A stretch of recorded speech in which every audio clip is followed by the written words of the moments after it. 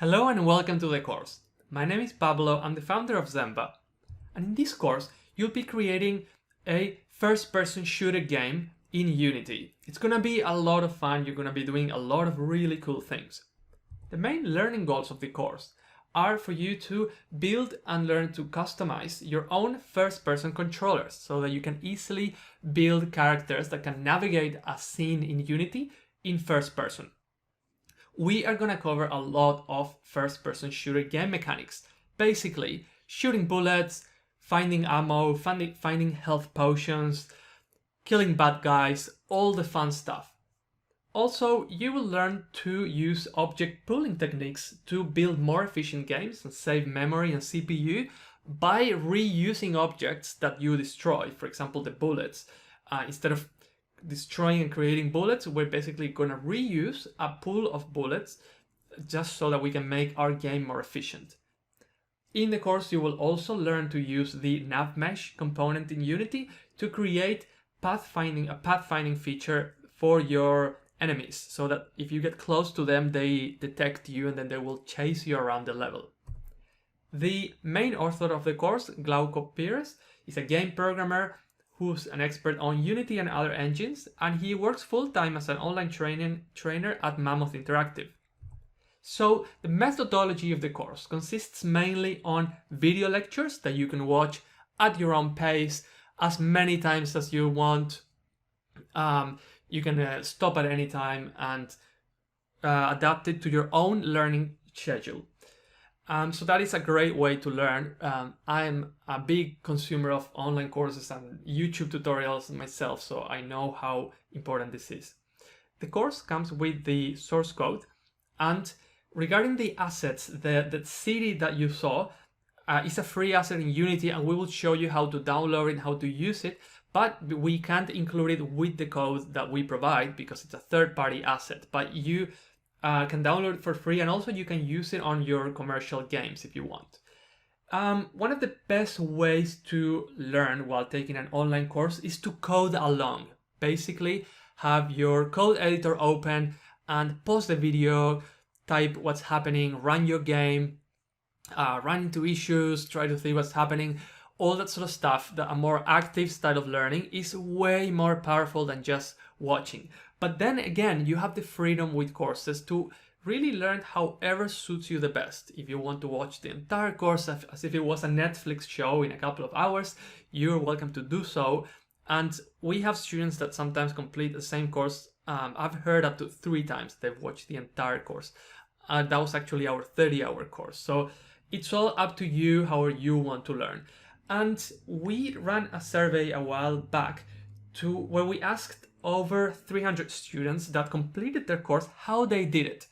And something that came up again and again was that a lot of these students that completed the course, they planned for their success. They created a weekly planner where they would write down, so I'm gonna watch 1 or 2 videos, maybe on Thursday nights or Tuesday nights, and they created a plan and then they would stick to it. So that is a good tip to complete a course. Now about us. You can learn more about Zenva at zenva.com. We've taught programming online to over 200,000 students, and many of these students have actually published their own games, and that is something that we're always interested in hearing, is that if you take one of our courses and then if you make a game, or if you publish an app, or if you start a company with the knowledge that you've gained, which are things that we've seen, or even if you get a job from it, we are always happy to hear about it, so please do let us know. And we love featuring our students' games as well. You can check some of these student interviews in Game Dev Academy, and we also have more tutorials that are educational resources, similar, complementary to the topics that we see in this course on gamedevacademy.org. They're free, you don't need to sign up or anything to access them, so go for it, check it out. Without further ado, it's time to leave you with Glauco, and let's get started. Hello everyone, this is Glauco Pires for Mammoth Interactive, and welcome to the first-person shooter tutorial in Unity. So to begin, we have to open the Unity software and click on this button to make a new project. And in this screen here, we have to set the project name, which is simply going to be FPS shooter or just shooter, whatever you think it's better for you. And we also have to set the project location. So I like to use a projects folder that is right under my home folder just to keep things organized. It's not a good idea to leave things in documents or the desktop folder because it's going to mix up with other things. Okay, and once we do this, we have to make sure that we have 3D enabled, just to make sure you're not going to make a 2D project. So we're going to mark this one. And we're now going to click on Create Project. So we have to wait just a little bit for Unity to set up all the files for us, for the beginning scripts and, well, all of the procedures to open, and we're going to be in this screen here. Okay, so we want to make a first-person shooter game, and there is one important thing to do. Unity is very friendly regarding using asset packages. So some people from around the world, they use the asset store for Unity, and they build things that you can simply purchase or download for free depending on what's available out there, and you can already use these things in your project. So there is no need to reinvent the wheel. Some things are already done, so we can worry about making the game and not reinventing the wheel. So for the first-person shooter game, there is a lot of work already done for us and already packaged with Unity. So if you installed your Unity software and you didn't change anything regarding the standard assets, they should already be here in your project. And to include everything related to first-person shooters, we're going to the assets option here. We're going to go to import package, and you're going to see that there are several options available here. There is custom package in the case you download it from the internet and you want to add anything to your project, but you also have other things here like 2D, cameras, characters, effects, particle systems, vehicles. There are lots of things available here. But the one that we want is characters. So we're going to select this option here. A new menu is going to open. And we're going to see this window here that says Import Unity Package. This is where the magic is going to happen. So if you collapse a few of these folders here, you're going to see several different things. So there are characters, cross-platform input, editor. So all of these folders, they do all the necessary work to make first-person shooter characters work in a very simple way. So if you go to the characters folder, you're going to see that we already have this first-person character, and we even have two more options: rollerball and third-person character. But let's go to first-person character. Okay, and we have audio, we have prefabs, we have scripts, so everything is already built for us. What we want to do now is, let's make sure all of the checkboxes are marked. You can just click on this one if you enabled or disabled anything to make sure everything is going to be selected. And we now press import. So that package is going to basically decompress, and all of its files are going to be added to our project, which is basically this assets folder. Okay, so we have to wait just a little bit. Some images are going to be processed, they're going to be compressed depending on the build settings that you adjusted for your project, but well, we just have to wait a little bit. And after this is done, you're going to see that with a simple drag and drop, we are going to be able to enable the first-person shooter mode. Okay, so just a few more assets and there we go. So in the assets folder, we now have the standard assets folder, and here we have characters. Let's enter this folder. Okay, just click here. And in the characters folder, we have first-person character. We open that. And now we have audio. We have a text file that says some guidelines here that you can read here if you want. And we have prefabs and we have scripts. So if you take a look at the guideline, the first option here, the first entry that they say in these instructions is there should be a flat ground to walk around on, because if you add the player in an empty scene, that player is basically going to fall. So we're going to come here in the hierarchy, we right click, select 3D object, and we can add two things, either a cube or a terrain, okay?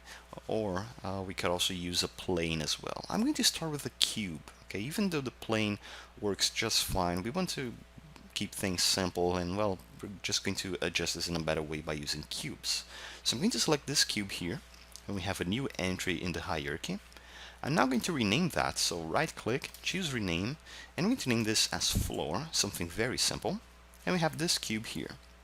In the inspector, we want to make sure its position is going to be in the center, 0, 0, 0, and the scale on X, let's make it bigger, like 20. Y is going to be smaller than that, so let's use 0.1, so it's going to look like that, a really flat floor, and Z is going to be 20 as well. So we have that little sheet where we can basically walk on. Okay, it's going to be something very simple for us. And now that we have that floor here, we should just change its color a little bit to make it easier to see where we're going to walk on. So we can go to the assets folder right here. We can right click, choose create, and then folder. And here we're going to name this folder as project. So why do I do this? I do this because in the root folder for your project, which means the assets folder, you might include different asset packages, and each of these packages are going to make a folder here.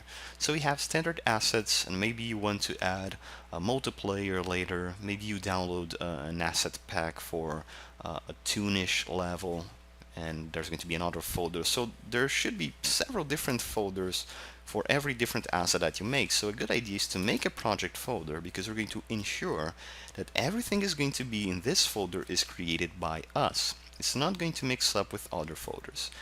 In your first projects that might not be necessary, but even though I just said that, it is important for you to organize things from the beginning.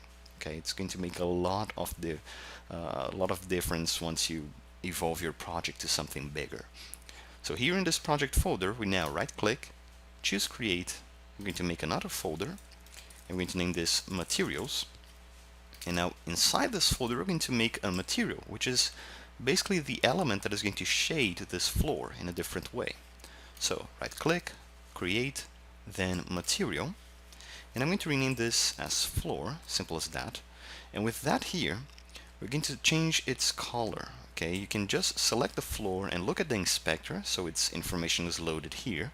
We're going to click in this white rectangle and use the color picker to choose anything we want. I'm going to choose a dark orange, okay, like that, or maybe a dark gray. Okay, it should be okay as well. So I'm going to click here, choose that, and to apply this material to this floor, we can simply drag it and drop here. Okay, so we have a dark floor.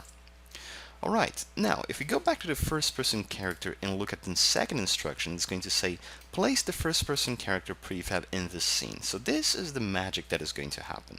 If you go to the prefabs folder, you're going to see two prefabs, FPS controller and rigid body FPS controller. So if you get that FPS controller and you drag and you drop in the hierarchy, you're going to see this element here. Okay, so let's use the transform tool to move it up a little bit. I'm going to click on this arrow and move it up to this position, and you're going to notice a few things. Okay, so that character contains a little audio icon and contains that camera here. Okay, so that means the character, the FPS controller, contains its own camera, and that makes sense because we are going to be looking through the perspective of a character, of a humanoid, or through a monster, for example. It's simply going to be here, and we're going to see things like they see. That means we don't need two cameras. Okay, if you look at the instructions, the third instruction is going to say, if present, delete the main camera that exists in the new scenes by default. Okay, so if you look here, we already have a main camera in this scene. We have main camera, we have directional light, floor, and FPS controller. So we're going to delete this camera, no longer necessary. And now we have this FPS controller here. Okay, so at this point of this project, if we press the play button, we have to wait a little bit because this is the first time this game is going to be played. But once you are here, I can hear the footsteps of the player. Okay, you can't read them, you can't hear them right now because of my recording, but well, if you walk, the footsteps are playing. If you press space, you jump, and there is even a jumping sound. Okay, which is very good. If you don't want to hear the sounds, you can just press mute audio here in the game window, and it's going to be better for us to walk around in the scene. Okay, so well, with just these little adjustments, we can already have a player here. We can even run. If you hold shift, you can walk really fast in this game, and we can pretty much start working in the first person shooter. Whenever you are making games, it is important to understand that things need to be highly customizable. And why is that? You may write a lot of code for making a character to move, for it to jump, for it to shoot, but at certain points you have to be very quick about how you change things, okay? Because making games is a thing that requires a lot of creativity and a lot of experimentation. So while the game is running, you need to be able to adjust variables, to adjust the settings for the player and for the enemies for the entire game, and then adjust that. And for example, you might have a team where you have a game designer, or you have fellow artists, programmers, sound designers, and they might want to change some settings. So a good thing about Unity is that you can easily make things customizable, and we're going to learn how to do this in the next lessons. But the first thing that we want to check is to select the FPS controller in the hierarchy and look at the inspector. So we have several components here like transform, character controller, but the important one that we want to check is the first person controller script. You're going to see there are lots of fields here. We have checkboxes, we have text fields, we have some knobs that we can drag and change that here. Jump speed, gravity multiplier. So there are lots of things here that we can use and that we can customize. Okay, so for example, if you press the play button right now, you are now running the game. What you can do is you can change these variables to experiment, to try new things. So maybe the walking speed for your game might be too quick, and you can change that from 5 to 3. And the run speed shouldn't be 10, maybe 6. You can just get here, change these numbers, and if you walk now, you're going to walk slower than before. If walk speed was set to 10, for example, then the player would walk really fast. Okay, you can see that it's moving up and down very quickly because, well, it's moving very quickly. Okay, so let me go back here to 5 and 10. You shouldn't use this as walking setting right now. Okay, it's basically when you hold shift, then that checkbox disappears. So that's something that is dynamic. You don't need to change that. And we also have other settings. Let's see some of them. Some of the most important ones. We have walk speed, run speed, we have the run speed lengthen, that's okay. And we also have the jump speed. That is, for example, if you choose 20 here and you jump, you're going to jump much higher than before. So that could be thought as the impact of your jump, okay, of your legs, how strong you're going to perform a jump. And we have the gravity multiplier. This one is pretty interesting. If we choose 10 here and we jump, we barely leave the floor because the gravity is going to be very strong. But if we change it to 1, for example, and we press space, it's going to feel like we are in the moon. So why do we have this gravity multiplier? It's basically how these variables were set here. The default variable for the gravity, so you might want to check this. If you go to Edit, Project Settings, and then you go to Physics, you're going to see that the gravity is set to minus 9.81. Okay, so that's the real value for the gravity. That actually happens in the real world. But when you're playing the game, sometimes you don't want realism to be all over it, because that is going to make your game not entirely fun. So, for example, if we were to jump like this with the gravity multiplier 1, it wouldn't be very good, except if we were on the moon or in another planet. So maybe if you're making a space game, that would be interesting. But if we use gravity multiplier as 1, then we would have to reduce the jump speed. Okay, so if you jump, it's going to look like this.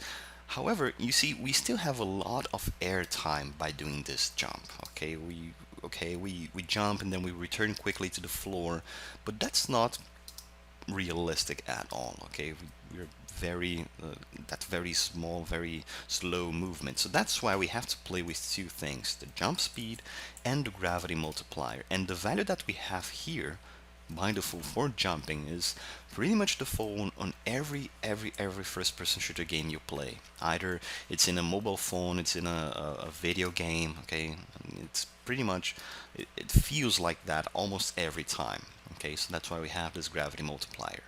Now, if you go to mouse look, this is going to be there are going to be a few settings here. So the most basic of them is the sensitivity. It's if you played old first-person shooters, you might remember that you can set these things in the console. Okay, right now it's set to 2 on X and Y, and we're moving like this. I'm moving my mouse around, looking to the left and to the right. If I change that to 5 on both of them, then it's going to be much more sensitive. I'm moving the mouse very in a very short length, and we are turning our heads very quickly here. Okay, so that's something that you might even want to allow your players to change later in a settings screen. Okay, but I'm going to leave it at 2.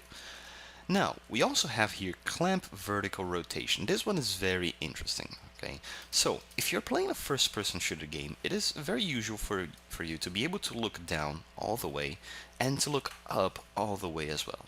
Okay, if you are making a first-person shooter game where you are a turret, or if you are on a weapon, you might want to change this setting. Okay, so you ensure that this is checked, and you might define the minimum X and the maximum X. This is the rotation, is how low or how high we can look.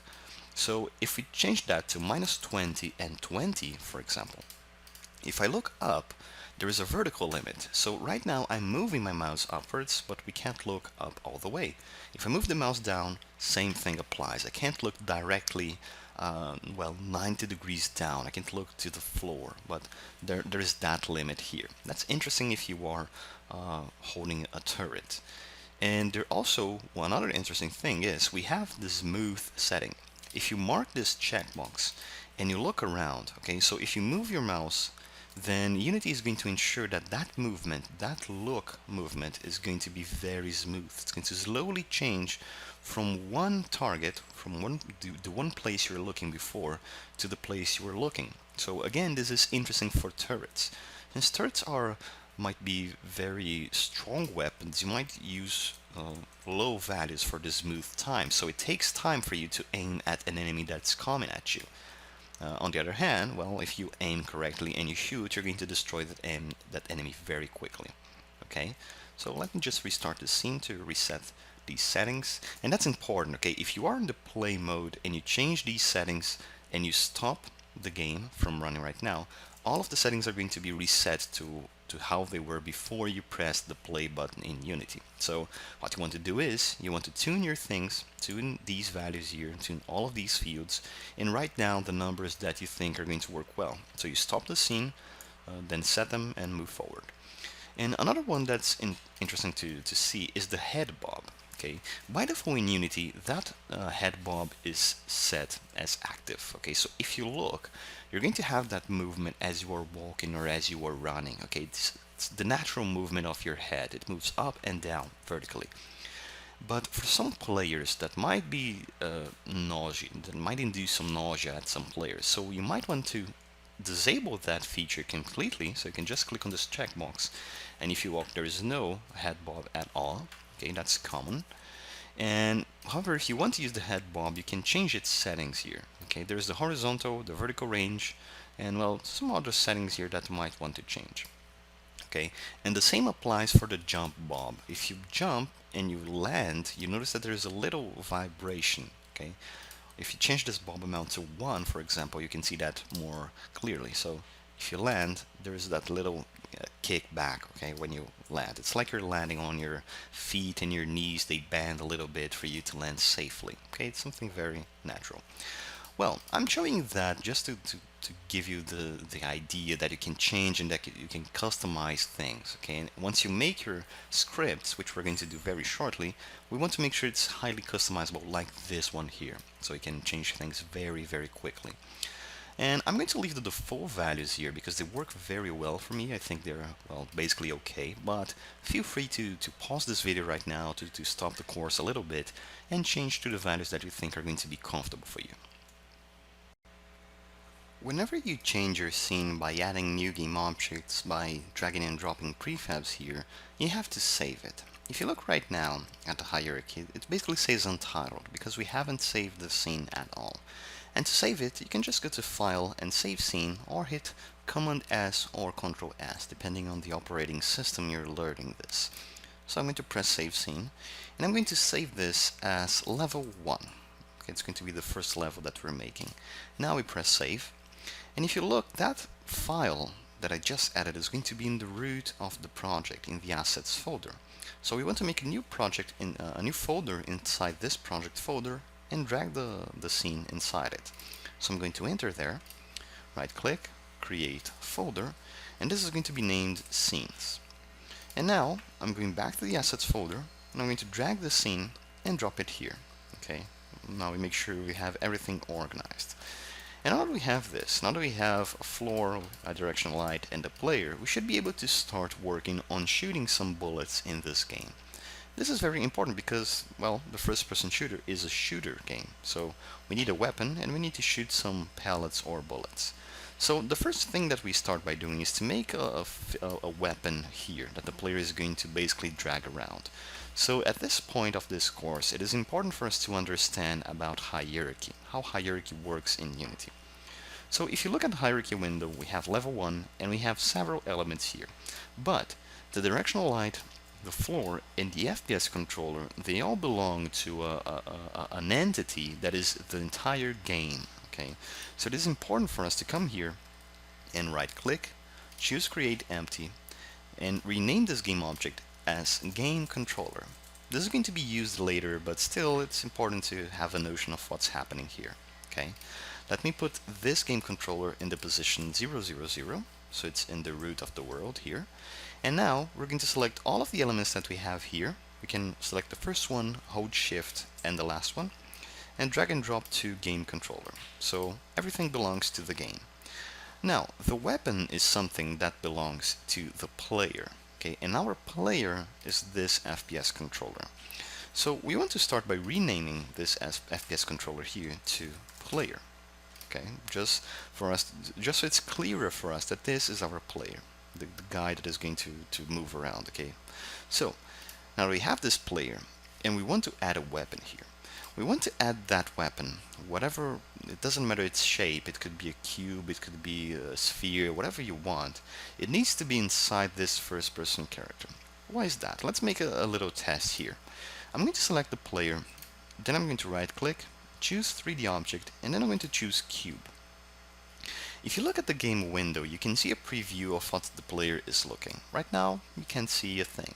But if you go to the scene window, you select that cube here and you move it forward like this. If you select the blue arrow, which stands for the depth axis, and you move forward, and you look at the game, you start to see the cube. So let's make a simple test here. At this point, if I press play, if I look up and down, the cube is going to be there. But if I look to the sides, then the cube is going to follow us. Okay, it's not exactly what we want right now, but this is starting to, you might realize that we are getting there. Okay, so if you look up and down, the cube is not going to follow. And why this happens? If you play the game and you go to the hierarchy and you select the player, you're going to see that the player rotates in the y-axis, but not on x and z. Okay, just the y one. This happens because of how the looking of this player is calculated, how the act of looking around is calculated.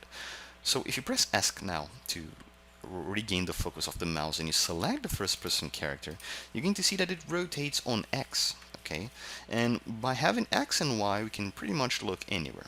Okay, first person shooter games, they in general don't use the Z axis unless you are in a zero gravity scene, if you are controlling a ship, but well, we just need X and Y. And to make sure that we can use both of these axes, we need to go to the hierarchy and drag the cube to the first person character. Now, if we look around, the cube is going to follow us to whatever we are looking. And by having this, we can now have a weapon. Okay, but you needed to understand that. We have the player, we have the first person character, and the cube needs to be under the first person character. So, I'm going to stop this scene, and here, I'm going to right click in first person character and I'm going to choose create empty, and I'm going to rename this game object to gun. Alright, now the position is 000, and that position is relative to the first person character, which its position is relative to the player. So this entire hierarchy here is a collection of relative positions. So now I'm going to grab this cube and put it inside the gun, and I'm going to choose the cube and put it to position 000. If I grab the gun now, the gun game object, if I move it forward, you see that its position changed to 0, 0, and around 2.5, and the cube is still in the position 0, 0, 0. Okay, because this is relative to the parent. Since the gun is in this position here, the cube is also going to be. And that's pretty much why the rotation works. If you put the gun here and you rotate around, the player's rotation is -18, first person character is 0.7 on X, so the gun and the cube are also going to have that rotation, right? Because they're all set to 0. And now what we want to do is, we're going to select this cube and we want to remove this box collider. We're not going to make any collisions with that element. So we click on this cog and choose remove component. And now we want to reposition this gun to another place. But before that, let's make a very simple design. I'm going to choose this cube element here. I'm going to change its scale on X to 0.3, Y to 0.3 as well, and Z to 0.3. Okay, so let's make Y just a little bit bigger, maybe 0.5. Okay, if you look at the game, it's going to look like this. And if you select the gun game object and you change its position here, you can already see how it's going to look like. So if we change to 1.4 and minus 0.3, no, 0.6 on Y, it's going to look like this. It's going to be in the right position of the player.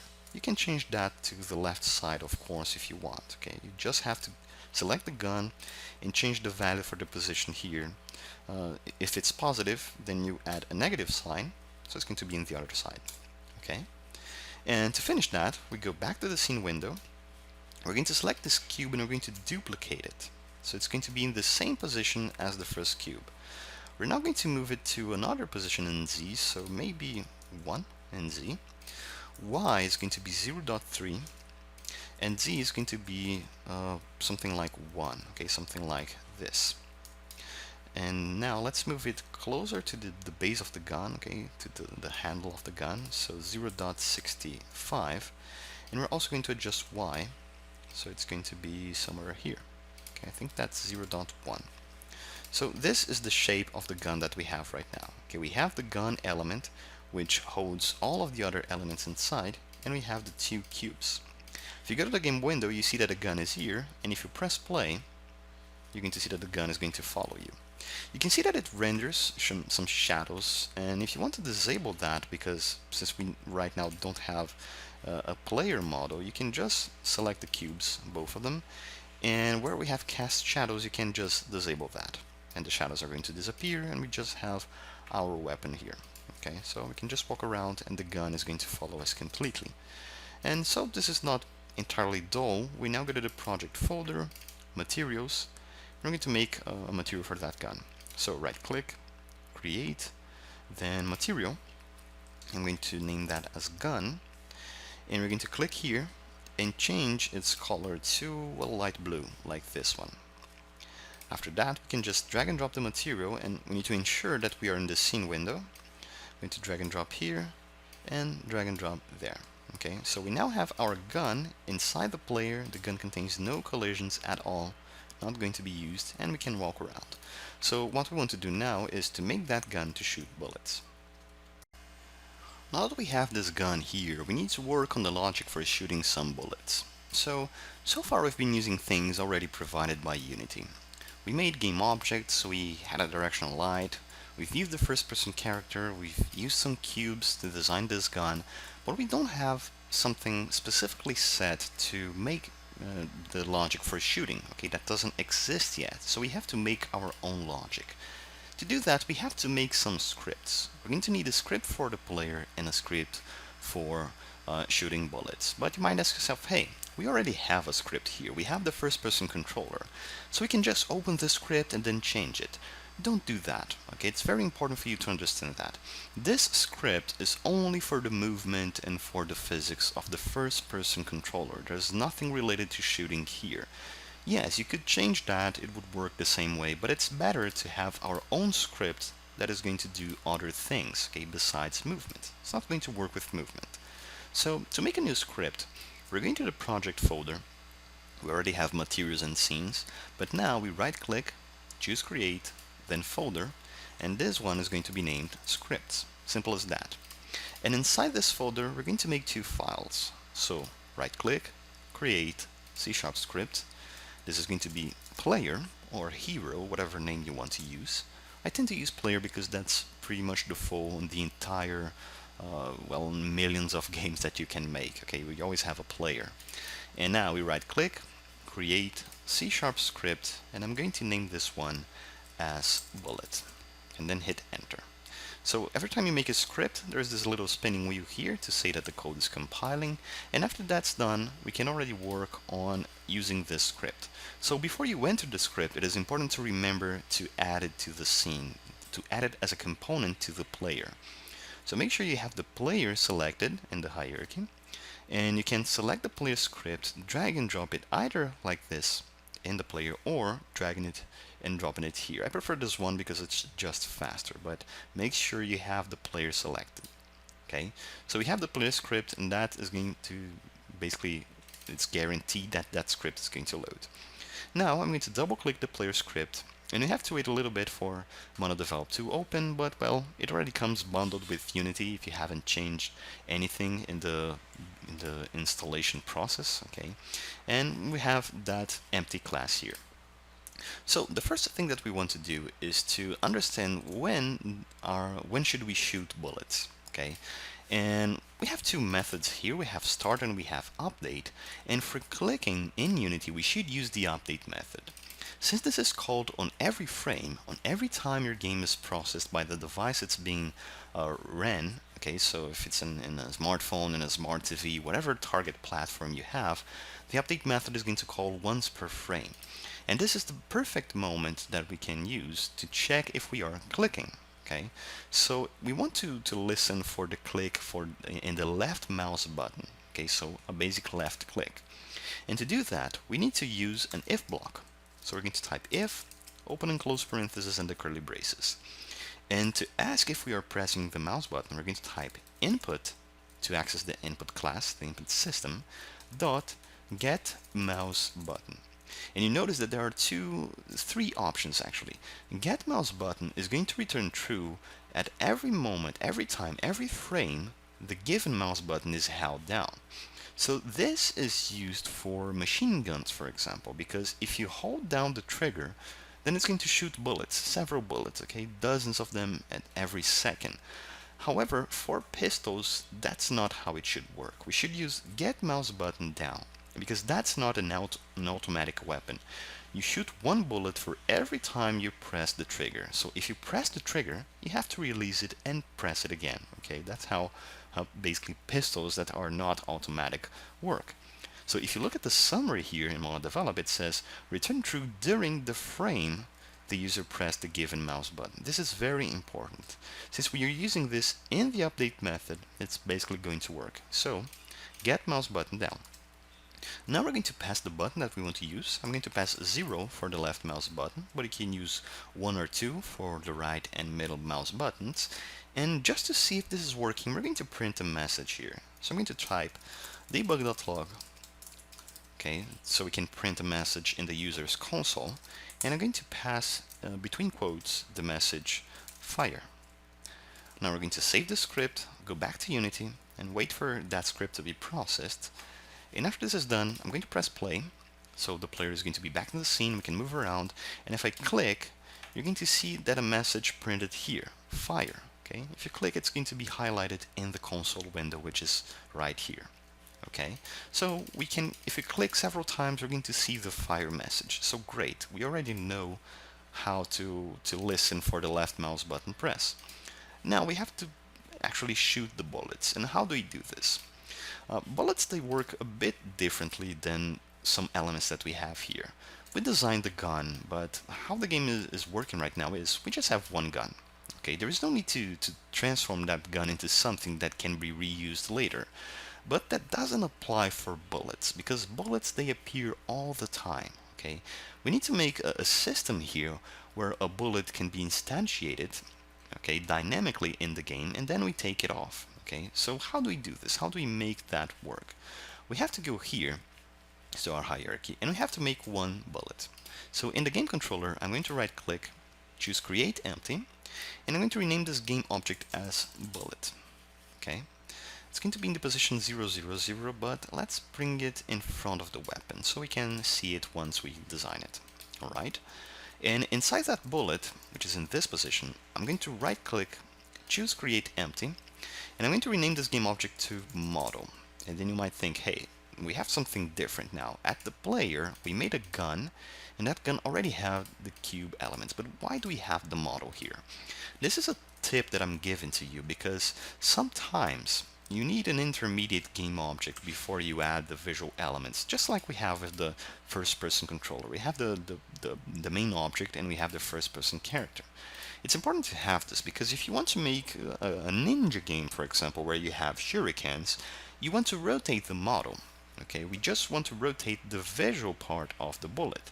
And if you don't do this, if you try to rotate the bullet, depending on the technique that you're using to make that bullet to move forward, to whatever direction you're shooting it, then it's not going to work. So it's important to separate logic, okay, the logic part, the code part, from the visual part. That's why we add this little model element here. You can also name this container if you want. Okay, both work just fine.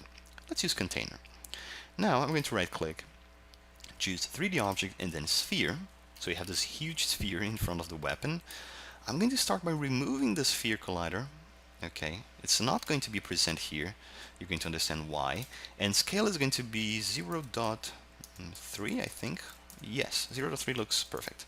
It's going to be 0.3, and we want to change its color as well. So we go to our materials folder, right click, create, material, bullet.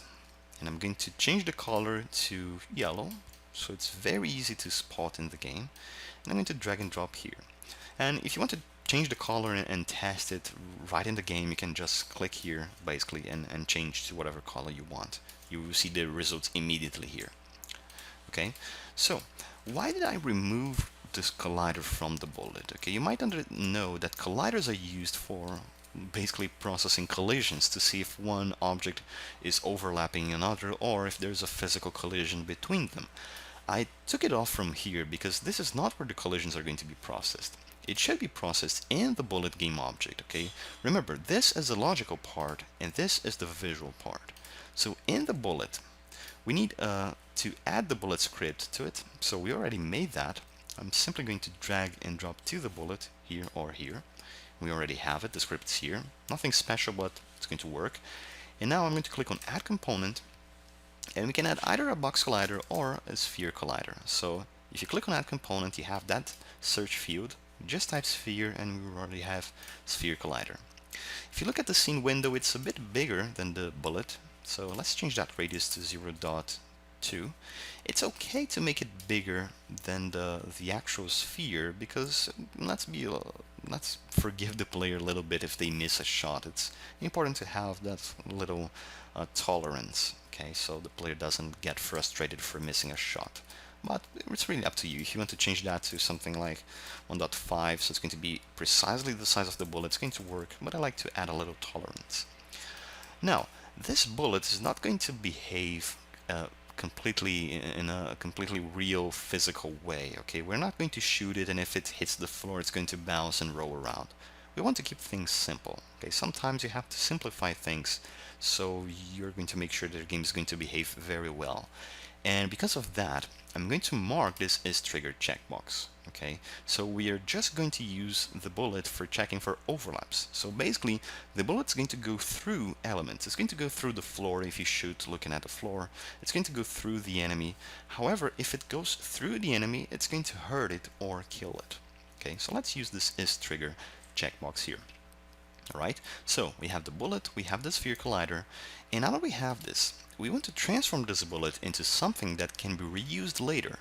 In Unity, that's called making a prefab. Okay, it's just like the name says, something that has been previously fabricated, something that has been previously made for us to reuse later. Since we're going to make use of several different bullets, it's interesting that it is a prefab. So what we're going to do is, we're going to the project folder, we're going to right click and create a new folder that is going to be named prefabs, like this. And now we're going to select this bullet and we're going to drag and drop to the prefabs folder. Okay, and we're going to have the bullet here. If you look at the hierarchy, it's written in blue. Okay, it's something very simple, just written in blue because it means this is a prefab instance. It's a copy of the original prefab, which is this one. And if you want, you can even delete it from the scene because it's already saved. You can just drag and drop again, it's going to be back. Now, we're going to save our scene and we have to work on making this bullet appear. Now, how do we instantiate these bullets? We have to deal with the player script, so I'm going to open it right now. We just have this little message here that says fire when you click, but we need to have a reference for the bullet's prefab. To make that reference in Unity, we can only make a very simple public variable here. So at the top, I'm going to type public GameObject bullet prefab, like this. Okay, and if you save that and go to Unity, and you wait a little bit for that processing of the code to be ready, and you select the player, you see that we now have that bullet prefab set here. Okay, so to get that bullet prefab to work, we're going to open the prefabs folder, and I'm going to drag this bullet from here to here. So you just drag and drop, and it's going to be in this position. Now that we have the reference for the bullet, you're going to notice that bullet prefab is set in bold. This is happening because that's something new that wasn't present or wasn't set in the prefab. And remember, this prefab, if you choose select, you're going to reference the FPS controller. So this is the moment that we have to fork things a little bit. Okay, we want our player to be our own player prefab, our own first-person controller, where we're going to add new things. This is important because if you make other levels, then you need to ensure that the player is going to behave the same on every level. And if you change the player, maybe you change the player's weapon, there might be some differences from each level because, well, we can forget things. We're only human. So now we're going to open the prefabs folder, and just like we did with the bullet, we're going to drag and drop the player here. Okay, and now we have the player, which is basically, well, it's gone. Okay, it's the only visual element that we have here. And now, how do we instantiate these bullets? There's a very simple method for that. I'm going to remove this fire message from the update message, the update method, and I'm going to type GameObject bullet prefab equals to instantiate bullet prefab. This method is enough for adding a prefab instance. If it was only set as this and you ran your project, it was going to work. But we want to keep a reference to it, and you're going to understand later. And instead of calling this bullet prefab, I'm going to name this bullet object. Okay, it's the instance of the bullet prefab. So let's use this pattern here, bullet object. So I'm going to save that, go to Unity, wait just a little bit, and if we press play now, here we are.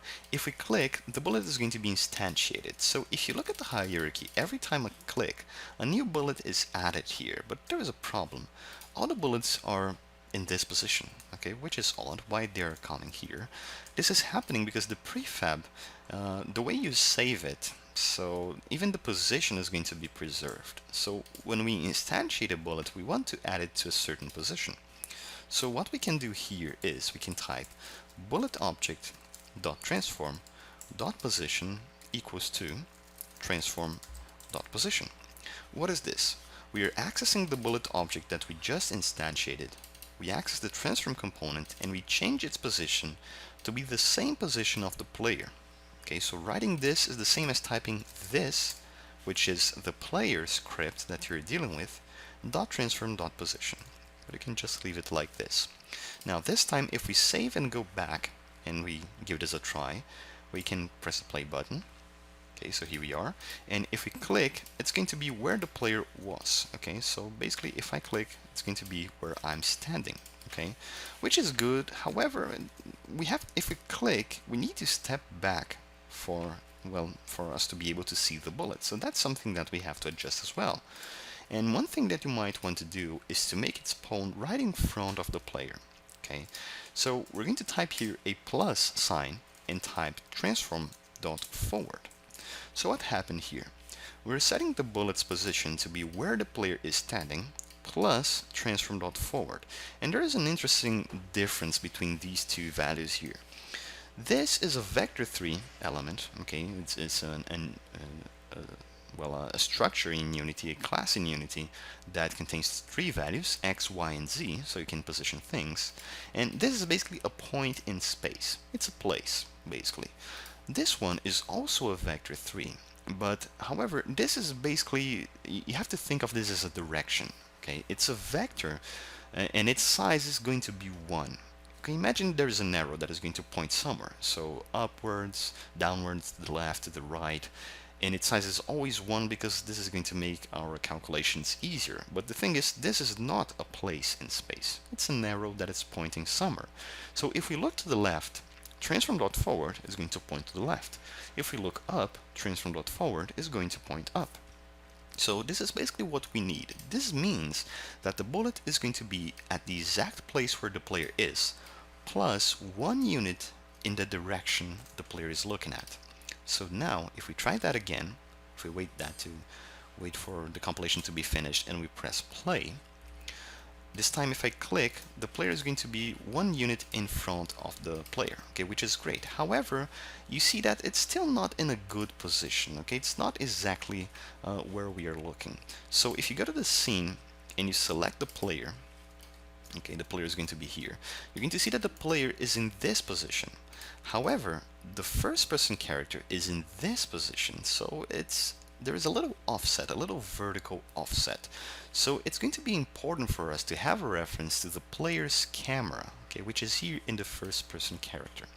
So what we're going to do is, we're going to the player, I'm going to type here public camera, player camera, okay, and now instead of using transform.position and transform.forward, we're going to use player camera.transform.position and player camera.transform.forward.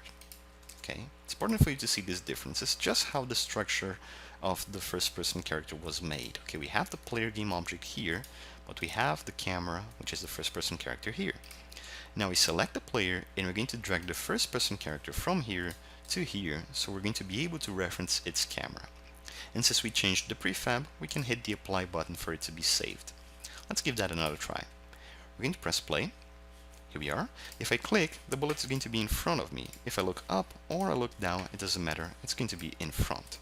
And the other thing that we might want to adjust is, if you look at the scene window, the bullet is very far, the weapon is very far away from where the player is. This is happening because the gun is basically too big. So we want to make it very much smaller than it is right now, because we're going to have some issues where we look at a bullet and the weapon is going to be in front of it. So that's a bit odd.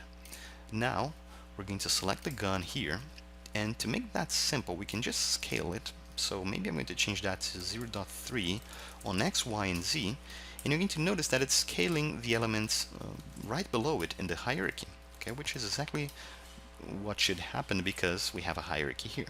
Okay, now the gun is very far away from the player, and to help you, you can just go to the game window, select the gun, and you can click on these letters, okay, X, Y, and Z, and basically drag them around until you find a good position for the gun. Okay, so I'm going to make it closer to the player like this. I think, well, this is going to work well. And if you look at the scene now, the gun is much closer to the first person character. We might need to adjust a little bit, but, well, we just have to experiment and see if things are working well. Okay, so maybe a little bit closer to the player. I'm going to change that scale to 0.25 on X, Y, and Z. Bring it closer, like this.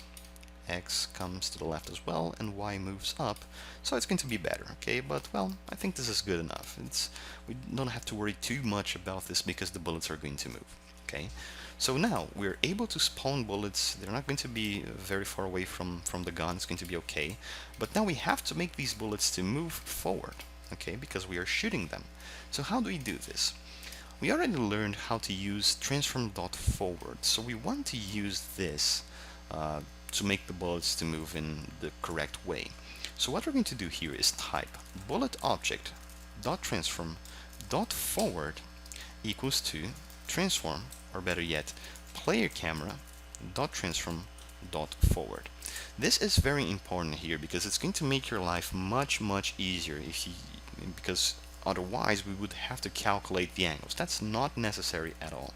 We just set the forward vector, just like we did with the position, to be the same forward vector as the player camera. So it's going to point to whatever the player is looking at. And with that in mind, we can now go to the script of the bullet. So scripts folder, double click on bullet to make it open, and we can make a logic for it to move. And that is going to be very simple. We can simply come here and type public float speed. I'm going to define that as 8f by default. Okay, this is a floating point number, so we add an f here. And in the update method, we are going to make the bullet move. So I'm going to simply add a comment here that's going to say make the bullet move, and we're going to type transform.position plus equals transform.forward multiplied by speed multiplied by time.delta time. So what happened here? When we type transform.position plus equals, it means we're going to increase the position by passing another vector as a parameter. Okay, another vector structure as a parameter. And what is going to be that? It's going to be transform.forward, so it's going to be an arrow that is going to point somewhere. That means our position is going to have an offset of 1, because every direction has a size of 1, but we're going to multiply it by speed, so we're going to increase that forward vector, it's going to be bigger or smaller, and we also multiply by time.delta time, so we make sure that the game is going to behave more or less the same in different devices. We do that because we are in the update method, and faster devices call the update method more times, more frequently than slower devices. So we use the time.delta time here to scale that correctly. Okay. Now we're going to save, go back to Unity, wait a little bit, and after that is done, we're going to press play. And here we are holding our weapon. If we click, then the bullet is going to move forward. Okay, which is good. You notice that it comes from the middle, so it might be a little bit odd because we might want it to come from the weapon, but that's something very, very small. It's barely noticeable if you select the bullet and you increase the speed. So for instance, we can stop the scene, change the speed to 20, for example, and if we press play now, no need to recompile the code, we can still shoot the bullet forward. Okay, which is going to work just fine for us. However, you notice that the bullet is lasting a lot of time here. Okay, the bullet basically exists forever, and this is going to span very, very important memory, very important resources from your game. So if you have 100 bullets in your game, all of them are moving forward, so all of them are going to use space in memory, so we have to adjust that. What we can do for the bullet is to add a lifetime to it. So we can come here in the bullet and type public float lifetime, or we can name this as life duration, for example, and set that to be something like 2f. So it's going to last for 2 seconds. And now we need a private variable, private float, and we're going to name this as life timer. Okay, this is going to basically store for how long it's going to be the internal clock for the bullet that is going to count down, and once it reaches 0, we get rid of the bullet. Okay, and now we have this start method here, so we're going to use it, and we're going to type life timer equals to life duration. Okay, and in the update method, we're going to check if the bullet should be destroyed. Okay, and to do that, we're going to type here life timer minus equals time.delta time. So if life timer holds 3 and we decrease time.delta time in the update method, it's going to work exactly as the seconds pass, exactly as time passes. And we have to check if life timer is lesser or equal than 0f, it means it's time to destroy it. So we can simply type here destroy and pass GameObject as a parameter, which is the same as typing this.GameObject, which is the same as referencing the bullet that is running this script. Now we can save this, go to Unity, wait for the processing to be finished, and now we press play. So here we are holding our weapon. If we click, a bullet is added, okay, but apparently the lifetime is still not working, and yes, they disappeared. So let's see what's the default value that we have here. Life duration is set to 2.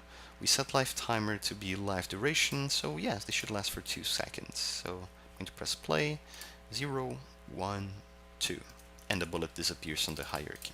Okay, so since the bullet travels really fast, we might want to change that duration. Instead of 2, we might want to use 0.7, for example, whatever you think is going to be better.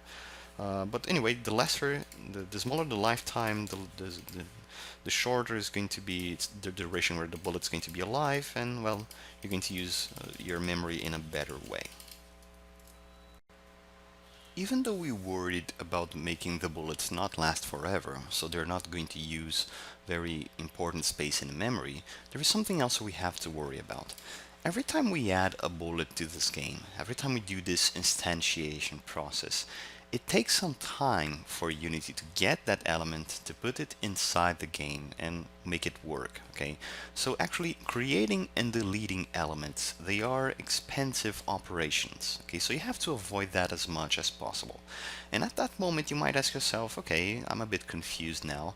The bullet is something that has to be instantiated, but I have to avoid instantiating things. It sounds funny if you say it, but what you have to worry about is polling objects, okay? And that polling of objects is as follows. You are going to have a little manager, something that is going to hold a certain object, a bullet for example. Then it's going to preload a certain amount of objects, so maybe you want to preload 20 bullets for example, and you're going to make these objects inactive. They're going to be kind of dormant. They're going to be unavailable for use. Basically, they're sleeping and they are hidden in the game. And every time you want to spawn a bullet, instead of instantiating, you're going to get a bullet from the pool of objects, because we already have one available. So that bullet is going to be activated and you can do whatever you want with it. So it might seem a bit confusing, a bit complex for you to understand that, maybe if that's your first game or one of your first courses you're taking on game development. But this is one of the most important subjects in game development, which is object pooling. Okay, it's going to save you lots of processing power and memory as well. Okay, so we want to make a pooling manager. So I'm going to come here in the hierarchy. I'm going to right click. I'm going to choose create empty object. Okay, we're going to take this game object from outside of the game controller. It's going to be right here, and I'm going to rename that as, let's see, pooling manager, or object pooling manager, or object pooler, whatever name you think is going to work well. I'm going to call it object pooling manager. Okay, we hit enter.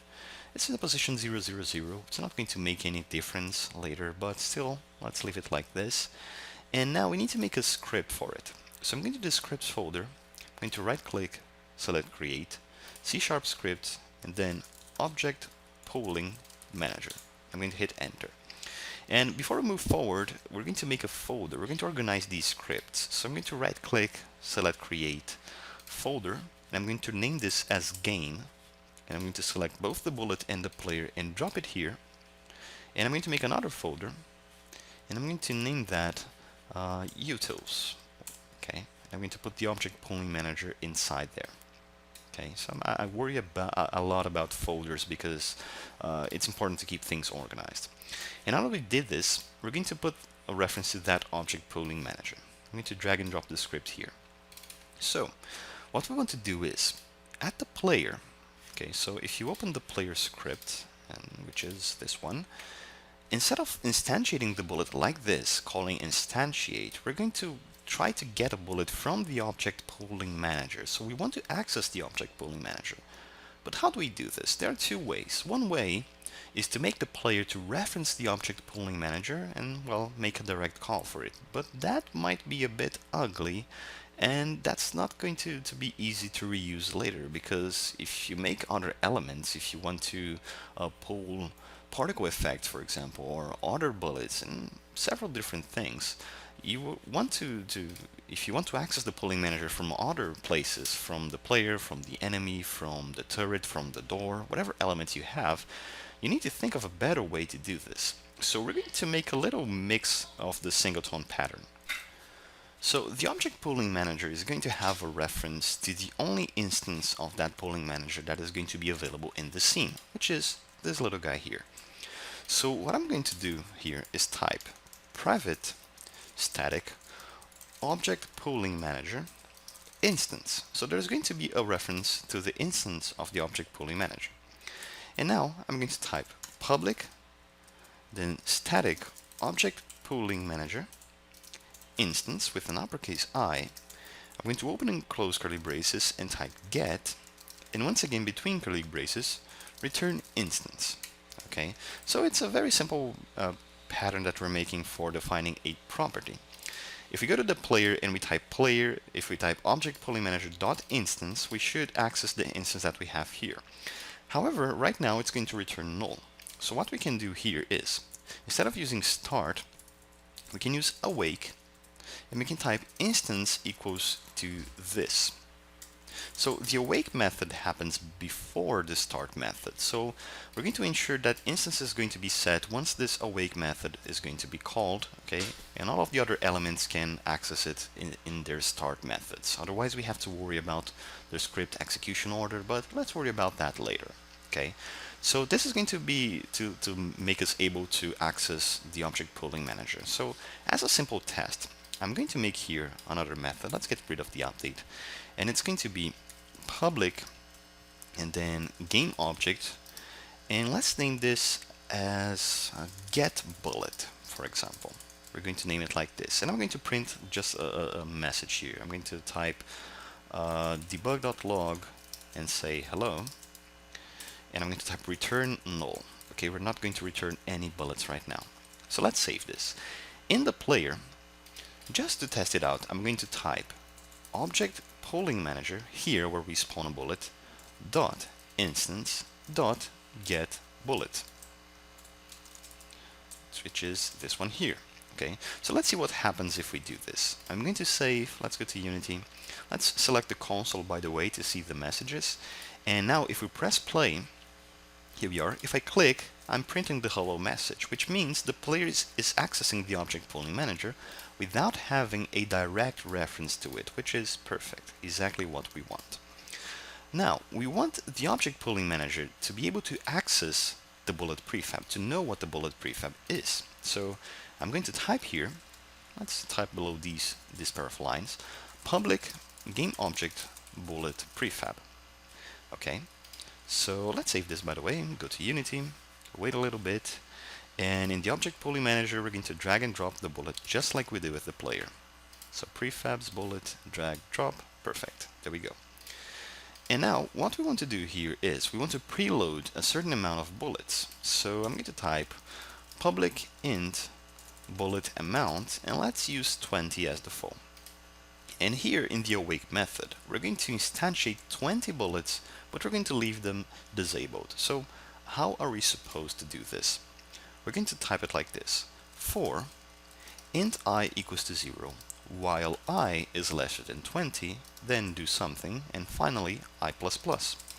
So this is a basic loop that's going to execute 20 times, okay? But instead of using 20 here, we use bullet amount. Okay, so you can scale that to whatever you want.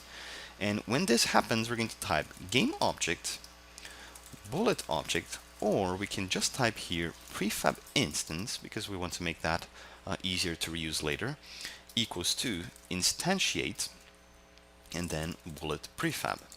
Okay, once we do this, let me instantiate, there we go, bullet prefab. Once we do this, we also want this bullet to be under the object pooling manager to keep things organized. Otherwise the bullets are going to appear at the root of the hierarchy. So prefab instance dot transform dot set parent, and we pass transform as a parameter because it's going to reference the object pooling manager.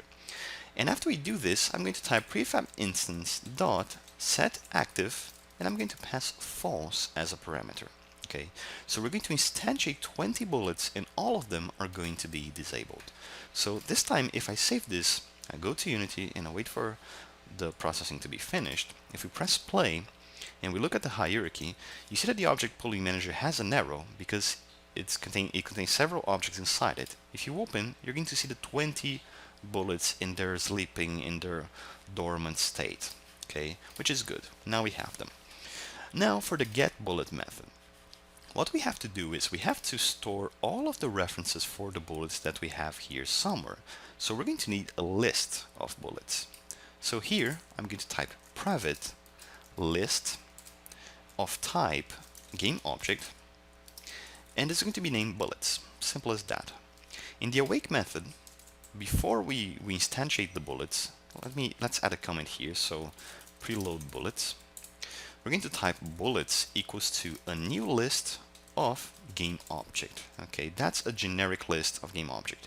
And you can also start by including its capacity. So we already pre-allocate a certain amount of spaces in our memory to load bullets, and the capacity is basically bullet amount.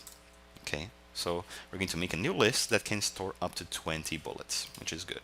Okay, and for the get bullet, we have to worry about something. Okay, we need to store the references for the bullets before we try to use the get bullets. So here, when we instantiate the prefabs, I'm going to type bullets.add, and between parentheses I'm going to pass prefab instance, just like that. Okay, and if you go to Unity, well, you're not going to see the changes yet. Okay, we're simply going to preload the bullets. They're going to be stored internally in a list, in a generic list, but now we have to learn how to use them. We have now set the entire groundwork for making the object pooling to fully work. So now we need to go to the object pooling manager, and we have to make the get bullet method to work. And how are we going to do this? Let's take off these two lines. We want to iterate over all of the prefab instances that we have loaded here, and we need to check if either of them, if any of them, are inactive, because if it is, then that's the bullet that we're going to use. So to do this, we're going to type for each game object bullet in bullets. That's an easy way to make a loop. We're simply going to check that list for all of the bullets that we have. Now we check if bullet dot active in hierarchy. This is a property that says basically if the game object is active in the scene.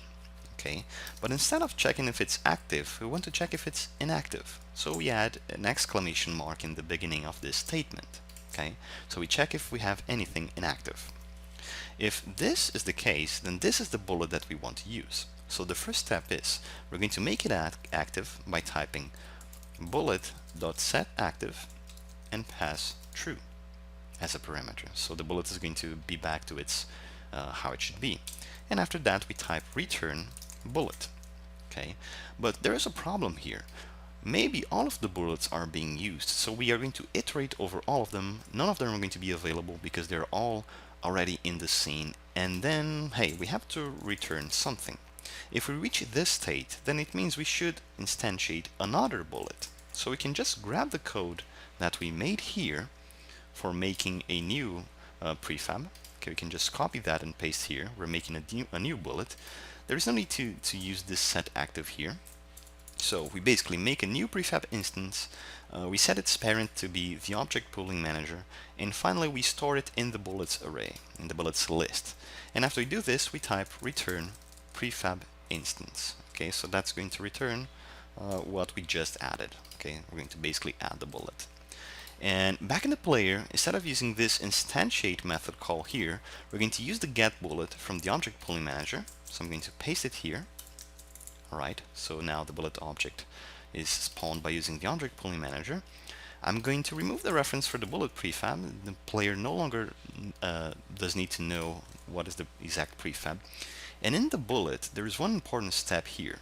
Instead of calling destroy game object, okay, instead of removing the bullet from the game entirely, we're going to type game object.setActive false.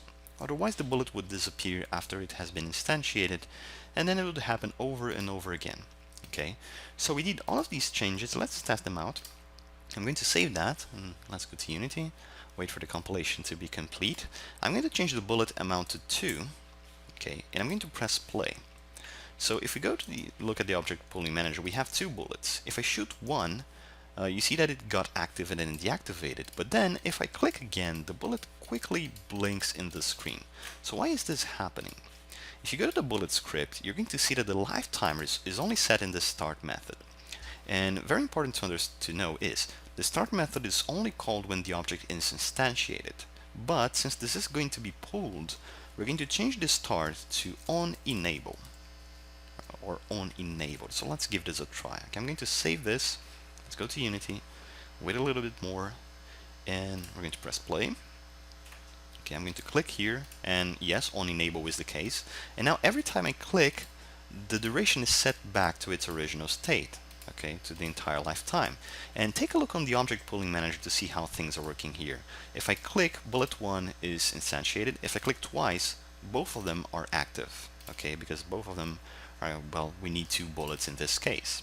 Okay, we're basically reusing bullets, no longer we are instantiating, we're just retrieving from the pooling manager.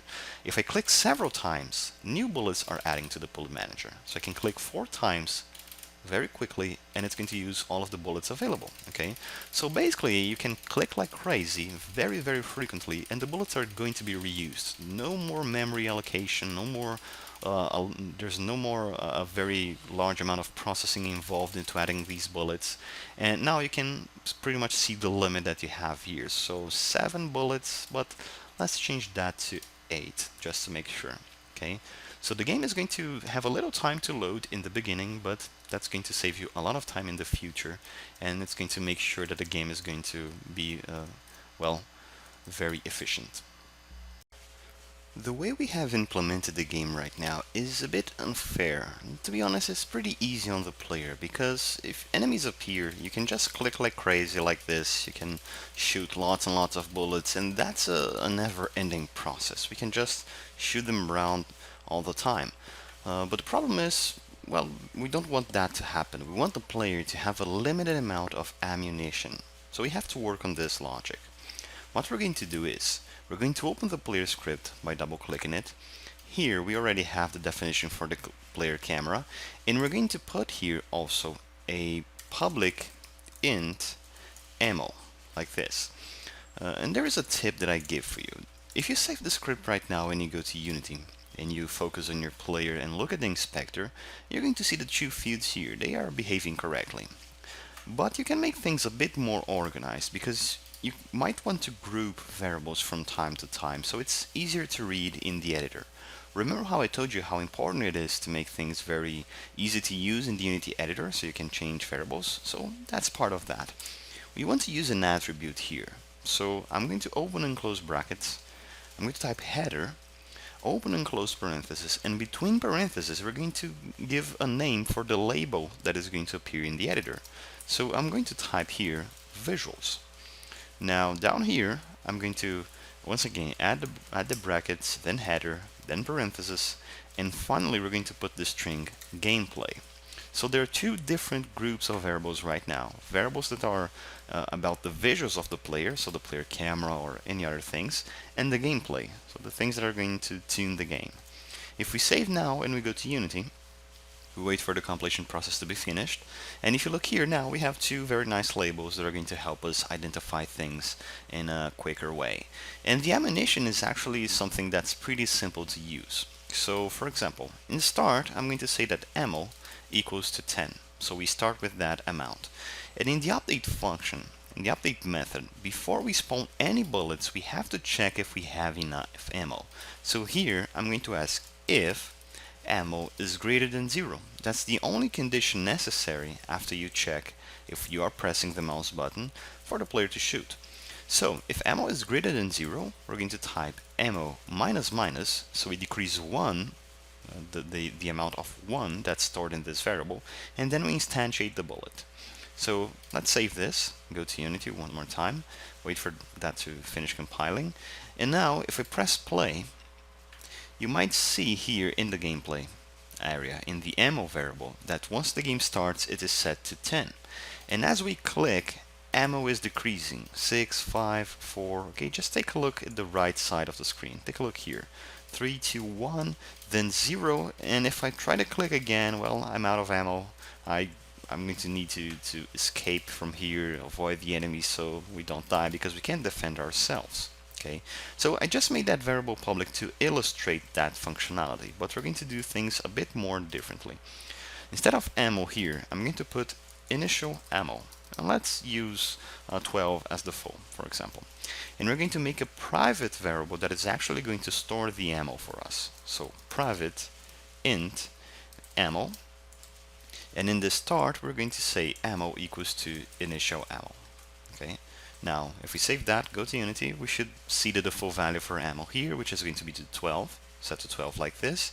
And if we shoot 12 times, we're going to be out of ammo. So 1, 2, 3, 10, 11, 12, and there it is. Okay, working completely. But there is an issue here. Okay, the player doesn't know how many bullets they have. So unless you want to make a very difficult game where you have to count the bullets, you have to check for the correct time to reload, we should show that information to the player. And how do we do this? We need to make an user interface. It's going to be an area where we're going to communicate things to our players. So we're going to show health points, we're going to show how much ammo we have. So to do this, we need to go to the hierarchy right here. We need to right click, choose UI, and then canvas. So the canvas is like the name says. Okay, let me just unfocus from the player. Let's click outside here, UI, and then canvas. So the canvas is an area, just as the name suggests, that you can paint stuff. But in general, we paint user interface. We put text, we put buttons, we can make groups of buttons and make panels, different user interface things. Okay, and if you if you notice when we added the canvas, we have canvas and event system. But we want to worry about the canvas now. And if you look at the scene, notice that there's something huge has been added here. You see that white line that wasn't here before. So we want to double click that canvas and select the 2D option in scene. You notice that we have a square shape here. This is the canvas area, and this is rendered differently from our first person controller.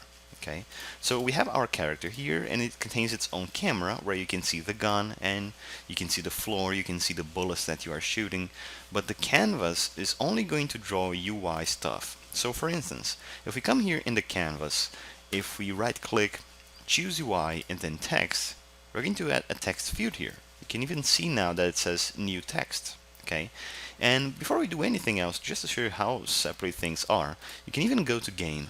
You're going to see that new text is there, and it doesn't matter where you look, if you jump, if you run, if you shoot, new text is always going to be in this position because there is a separate camera rendering stuff on the top of our game. Okay, that's the important thing that we want to understand here. So we have this text, perfect. If you select this tool here, it's like a resizing tool, you can just click on this text and move it to the top left. For example, you can even increase its size. And if you look at the inspector, there are going to be tons of things that we can change here. For instance, we have text. I'm going to put here ammo, colon, and 0. Something very basic. It's a bit hard to read, so we might want to increase the font size. Instead of 14, we might want to use 24 or even 30 to make that super easy.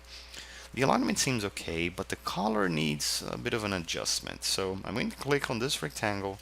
Let's choose white and maybe even change the font style to bold. Okay, lots of options here. You can take your time and experiment with a few things, but in general these things work just fine. Okay, let me just put the font size in 25 now, and if you go to the game, ammo is going to be right there. Okay, it's going to well, you can just look around freely and it's going to be in this position, right? So now that we have this, we need to find a way to make that ammo value to be read from the player. Okay, and how do we do this? We're going to aim for a simple way here. We want to make a script that is going to control our canvas, our game canvas. So I'm going to come here in the project folder, look at the scripts folder, we have game, and there are two ways to do this actually. We can either do things in the game controller or do things in the game controller and in the canvas. So to keep things simple, I'm just going to make a game controller script.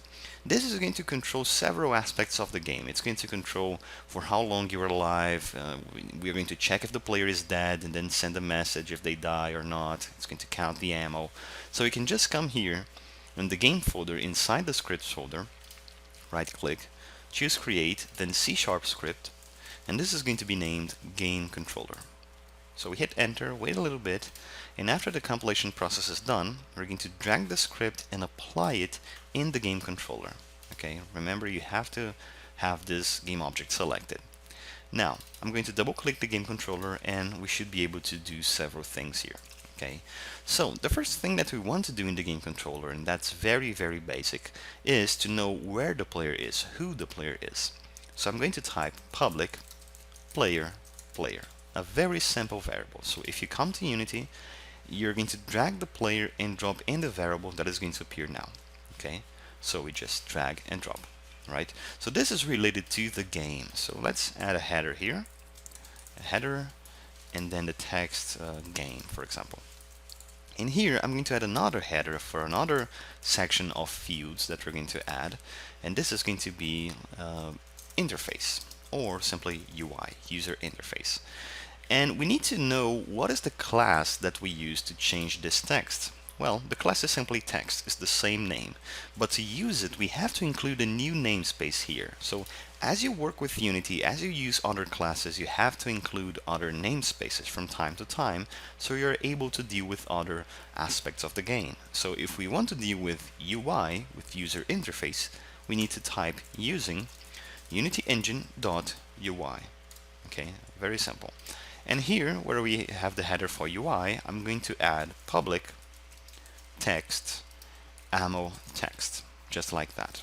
Okay, and now we have to make the reference for the ammo text. So once again, we select the game controller, we drag the text and drop in the proper field, which is here, and we need to find a way to read the information stored in the player. Okay, so if you go back to the player, you notice that there is only one public variable about the ammo that we can access, which is the initial ammo, but we don't have access to the private value, okay, to the ammo, that the thing that actually stores how many bullets we have left. So one solution would be to simply come here and type public, but that's not very good. Okay, there are lots of access problems here. Maybe that's something you never want to edit, you just want to read. You never want to set that value from outside of the player. Just get that information. So to do this, it is very common for us to simply make a property.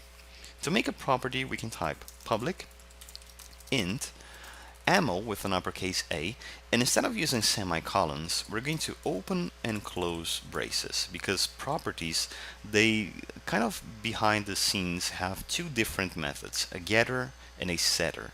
The getter is simply to read the value, and the setter, as the name says, to set that value. But we just want to make a getter, so we simply type get, and we're going to open and close braces again, and here we're going to return something. It could be return 1, return 5, but in this case it's simply return ammo, but the lowercase ammo. Okay, this references this variable, and this is our property, the thing that we are using. And now back to the game controller. In the update method, what we can do here is simply type ammo text.text equals 2. Then we're going to build a string that is going to say ammo colon and space and another double quote plus player dot, and if you press dot, you're going to read the public variables of the player. We have initial ammo, player camera, and we have ammo, which is the one that we want. We just double click here, add a semicolon, and this should be enough to display the ammo in our user interface. So let's save that, go back to Unity, wait a little bit, make sure we have all the variables set here, all the fields properly adjusted. And this time if we play, we have in the top of the screen ammo 12, perfect. And as we click, it is updated, okay, until it reaches 0, and we are no longer able to shoot. So there are a few adjustments, a few things that we could make here to optimize that, but I'm going to leave that to you. And what I want to do is, if you look at the update method, this is called every time, and even though when we reach 0, or if we spend some time without shooting, this is going to be called all the time. The text is going to be changing all the time, even though the characters are all the same. Okay, so there's an optimization opportunity here. Okay, to avoid updating that, you could make an event system where you only update the ammo information if the player shoots. Okay, only after it shoots, you might want to raise an event to the game controller that is going to update text. Okay. Or in the game controller, you could store what was the previous ammo value that you used, and then you check if the ammo is different, if the ammo stored in the game controller is different than the ammo stored in the player, then we have to update the text. So there are two solutions for you to update this, because believe it or not, this makes a huge difference once you are finishing your game and you want to optimize stuff. Okay, this might consume some very valuable resources for you. Okay, so now that we have the ammo here, we have the interface, we can show that information to the player. We should give the player the opportunity to, well, recover its ammo, to get some boxes, some ammo caches that might be in this game. So let's work on this. To give more ammo to the player, we need to work on a very basic collision here. So if you go back to the scene window, if we disable the 2D mode and double click on the player to focus on it, we need to make a box that we can collect. So what we want to do here is, in the game controller, we're going to right click, choose create empty. We're going to rename this game object to ammo crate, like this. And I'm going to move it here to this position, more or less. And we now want to make its model, okay, it's visual. So I'm going to right click on ammo crate, select create empty, and rename this game object as container. And now one more time I'm going to right click here, choose 3D object and then cube. So we want to make a very simple design here. We have this cube, we want to remove its box collider. We're going to change the scale on Y to 0.7 and scale on X is going to be 1.5 and Z 1.5 as well. Or we could even leave it as 1, so it's going to look like this. To give it a color, we go to the materials folder. In here, I'm going to right click, choose create material. It's going to be ammo 1. And I'm going to change the color from white to dark green, like this one, maybe. So we drag and drop. And just to add a little bit more detail, I'm going to select the cube from this ammo crate, duplicate it, and change its size just a little bit more. X is going to be 0.3, Y is going to be 0.8, and Z 1.1. So it's going to have this shape here. I'm going to make a new material for that. So this is going to be ammo 2. And let's change that color to a darker tone of white, okay? Or we could maybe go to yellow, like this one here. Okay, I'm going to drag and drop this here. And wrong one. Well, you could use that color scheme if you want, color scheme if you want. Duplicate that. X is going to go to 0.5. Yeah, 0.5. Duplicate that again, then minus 0.5. Okay, so that's going to be a very basic ammo crate that we made here. And we want to add some interesting things here. Alright, I'm going to go to scripts. We need to make a script for that ammo crate. So in the game window, in the game folder, we're going to right click, choose create C# script, and then ammo crate. Okay, and with that ready, we want to make that crate to rotate just a little bit, okay, so it's going to call the attention of the player. So in ammo crate, I'm going to drag and drop, just like that, and we're going to open the ammo crate script to make a reference to that container object that we made. Okay, and this is going to be a great example of why it's interesting to make containers in your hierarchy. Here, I'm going to type public game object container, and public float rotating or rotation speed, and I'm going to default that as 180F. So to make that container rotate, it's pretty simple. In the update method, we're going to type transform.rotate. That's a method, and we have to pass the angles where the rotate is going to happen. So we just want to make it rotate around the vertical axis, around the y-axis. So we can start by typing vector3.up. But we don't want it to rotate at a speed rate of 1, okay, because this is going to be a direction and its size is going to be 1 by default. So we multiply that by rotation speed. And since we are in the update method, we want to make sure that that speed is going to scale properly in different devices with different capabilities. So we multiply that by time.delta time. And this is how this is going to look like. So if we save this, if you go to Unity, wait for the compilation to happen, then we're going to drag the container and drop here. And if you press the play button now, you're going to see the crate rotating around, okay, which is very interesting. It's looking like that. And you notice that it's floating from the floor. That's not something that we happen. So we now are going to re-add a box collider, but instead of adding to the cubes, we're going to add to the ammo crate. So here we click on add component, then we're going to choose box collider, this one.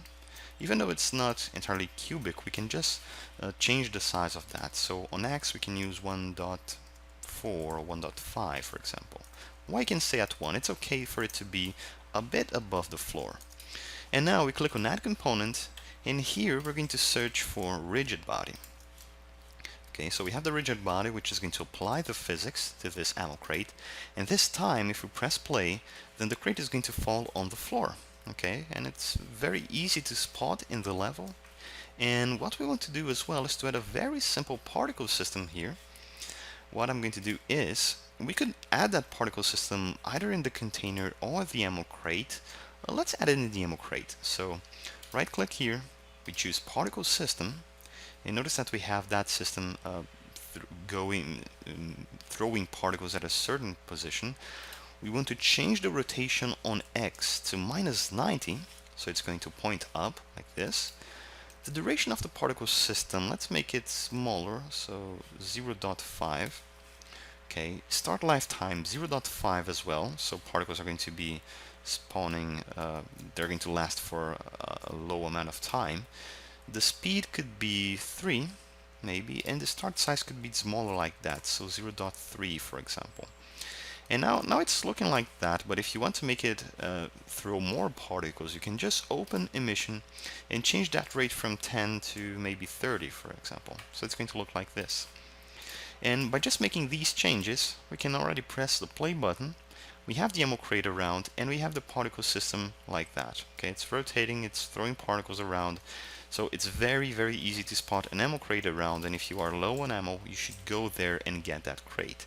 And that's exactly what we still need to do. Notice that we collide with the crate, okay, basically touch it, and it's going to move around, but that's not what we want to happen, okay? We want to check if the player is colliding with the ammo crate, and if that's the case, then we want to collect the ammo crate. Notice that when we made a collision check between the bullets, and well, there are two types of collisions. Okay, we have trigger collisions. That's why we have this checkbox here, and we have the physical collisions, which was what happened here. If you walk inside that crate, you're going to move it around. Okay, we can even make it maybe fall here, and it's going to basically go down. That's not what we want to do. We want it to be simpler than that. If the player touches the ammo crate, then we're going to collect it. To do that, we can simply go to the player script, and down here we need to define a method. Okay, I'm going to add a comment that is going to say check for collisions, and the method that we're going to add is void on collision enter. That method requires exactly one parameter, which is going to be collision, that's the class, and then collision, that's the variable. It needs to be exactly this name, and it need to have one parameter that is of type collision. You can name something else here if you want, but we want to make this readable, so we use collision. So this is used internally by Unity, and whenever a physical collision happens, this is going to be called. And this is the moment where we check if the player is going to collect an ammo crate. So we're going to check if collision dot, then we want to know what was the game object that we hit, which is going to be that dot game object. Then dot get component, because we want to check for the components inside that game object, and the component that we want to check is ammo crate. So you have to write it like this. Okay, this is the type of the component, and then we open and close the parenthesis because that's a method call. We want to check if this component exists. And why is that? If you collide with the floor, the onCollisionEnter method is going to be called, but we don't want the floor to give us ammo. Okay, it's just something where we stand. So we have to check if we are colliding with the ammo crate. That's why we have to check the game object we collided with, and we read its components. Here, we check for ammo crate, and we want to check if that is different than null. So it exists. For example, if you collide with the floor, this is going to be null, so we're not going to execute the things that are written here. But if this is different than null, it means we are touching an ammo crate, so we should add some bullets to ourselves. Okay, so if we enter this, if we are in this scope here, it means we got an ammo crate, so we need to add some ammo. What we could do is, in the ammo crate, we can make another variable, so public int and then ammo. So we're going to store the amount of ammo that's going to give us. I'm going to put, I don't know, 12 by default, maybe. and make sure that's an integer. And we could even add some headers here. So I'm going to add a visuals header, and then we add a gameplay header, okay, to make things easier to read. And now back to the game controller, actually back to the player. If we touch the ammo crate, we need to add that amount of ammo stored in the ammo crate. So we need first a reference to the ammo crate. I'm going to type ammo crate, so the first one is the class and the second one is the variable number, equals to, then I'm going to copy this, since we already typed all of these characters here, paste it here and add a semicolon. Okay, so if we get the ammo crate component and store it here, well, it's saved so we can use it. And now in the player, I'm going to type ammo plus equals ammo crate dot ammo. So this is what we have here. And whenever this happens, we also need to get rid of the ammo crate that has been added. So now I'm going to type destroy ammo crate dot game object or collision dot game object. Either of them are going to work just fine. Now we're going to save this. Let's go to Unity, wait a little bit, and after that is complete, I'm going to press play. Okay, so we have the ammo crate sitting there, and just to remember you how important it is to separate visuals from the things that actually have physics. Okay, the entire reason we have this effect of the ammo crate rotating around is because this is working like this. And actually, now that I see it, it's not completely correct. So if you go to the ammo crate, notice that we're typing here transform.rotate. So we are rotating the ammo crate, but that's not what we want. We want to rotate the container. So here we're going to type container.transform.rotate. So this should work correctly. Now let's save that. Make sure we have things working independently now. If I press play, and if I look at the ammo crate, it's going to look like that. Okay, it might seem a bit odd to you, but that's actually much better than what we had before, okay, because it's not going to collide in a weird way with other things. Okay, we should even increase the size in Z to 1.5 as well, so it's going to have this area of collision. So let's stop and do that right now. Size on X 1.5, size on Z 1.5. And now for a final test, we're going to press play.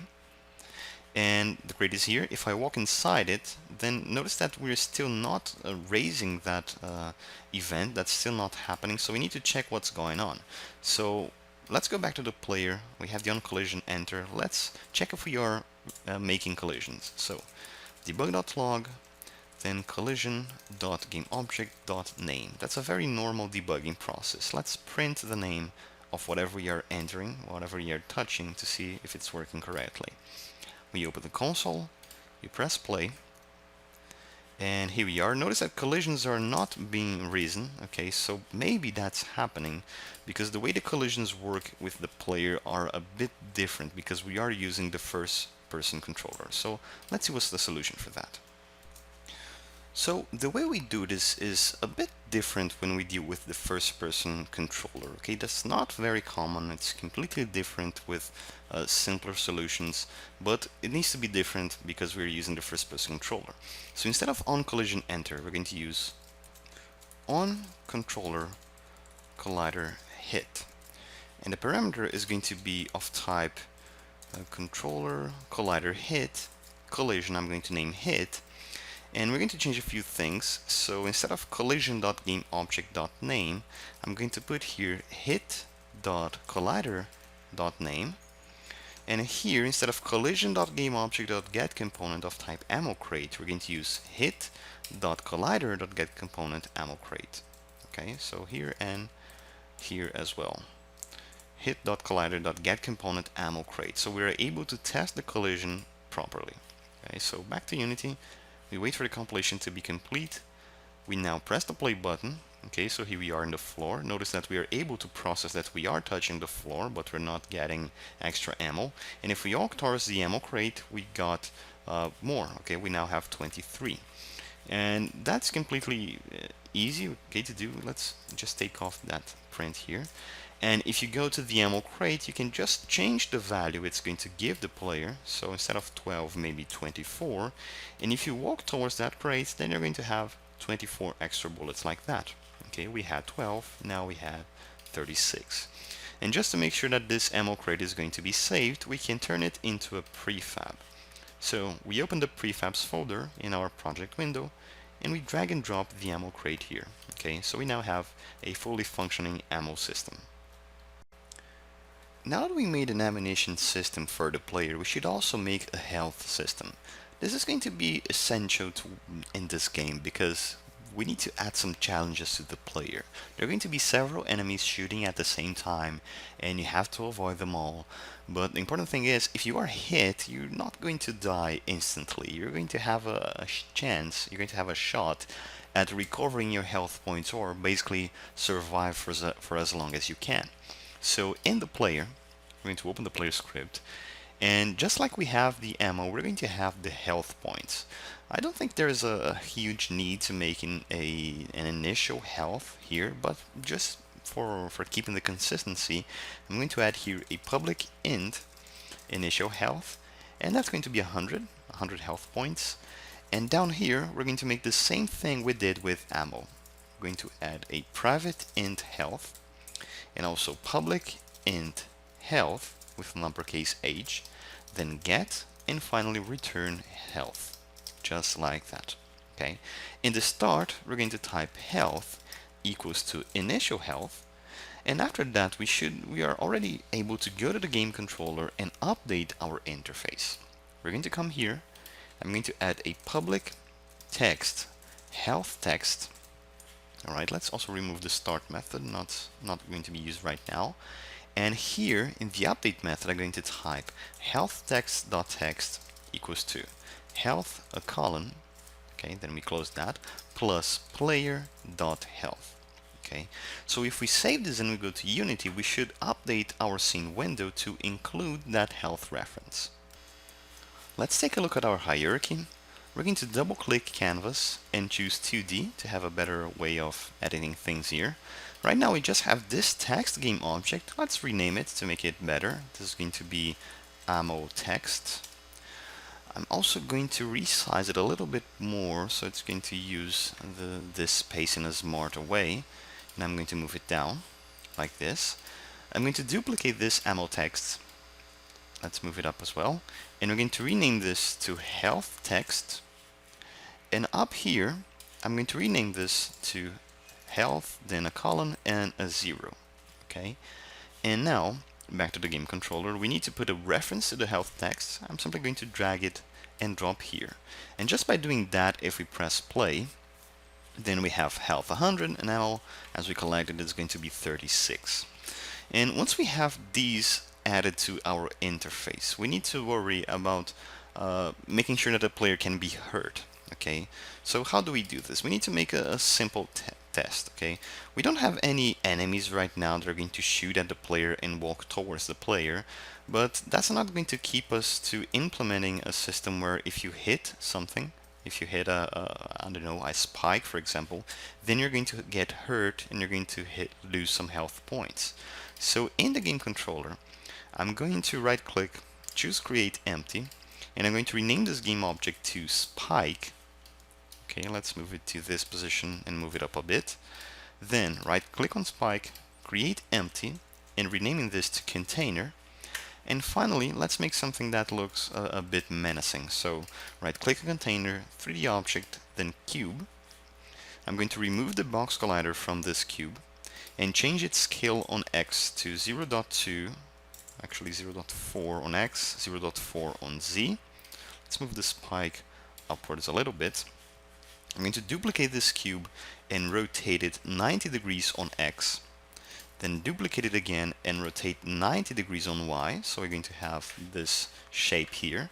And now to make it red, we go to the materials folder, right click, create material, then spike. We change its color to red, and we simply drag and drop to apply it to all of these cubes, all of these shapes that we have added here. Okay, so the spike needs to have a collider around it, so I'm going to click on add component and add a box collider. And we also need a script that is going to be used for things that can hurt the player. Okay, so I'm going to the scripts folder, I'm going to the game folder, and I'm going to right click, choose create C# script, and I'm going to name this as enemy. Imagine this is going to be something generic, okay, because later we can add walking enemies, we can add flying enemies, strong enemies, we can have several different enemies that are going to extend this enemy script that we are making here, okay. So this enemy, I'm going to add, it's going to have health points as well, so I'm going to add a public int health, and let's say this is going to be 5. And here in the enemy, we're going to check if we collide with the player, okay? Or in the player, we could check if we collide with the enemy, which I think is going to be better right now, okay? So we already have this on-controller collider hit to check if we hit with ammo crates. So I'm going to add a comment here, collide with ammo crates, or better than this, collect ammo crates.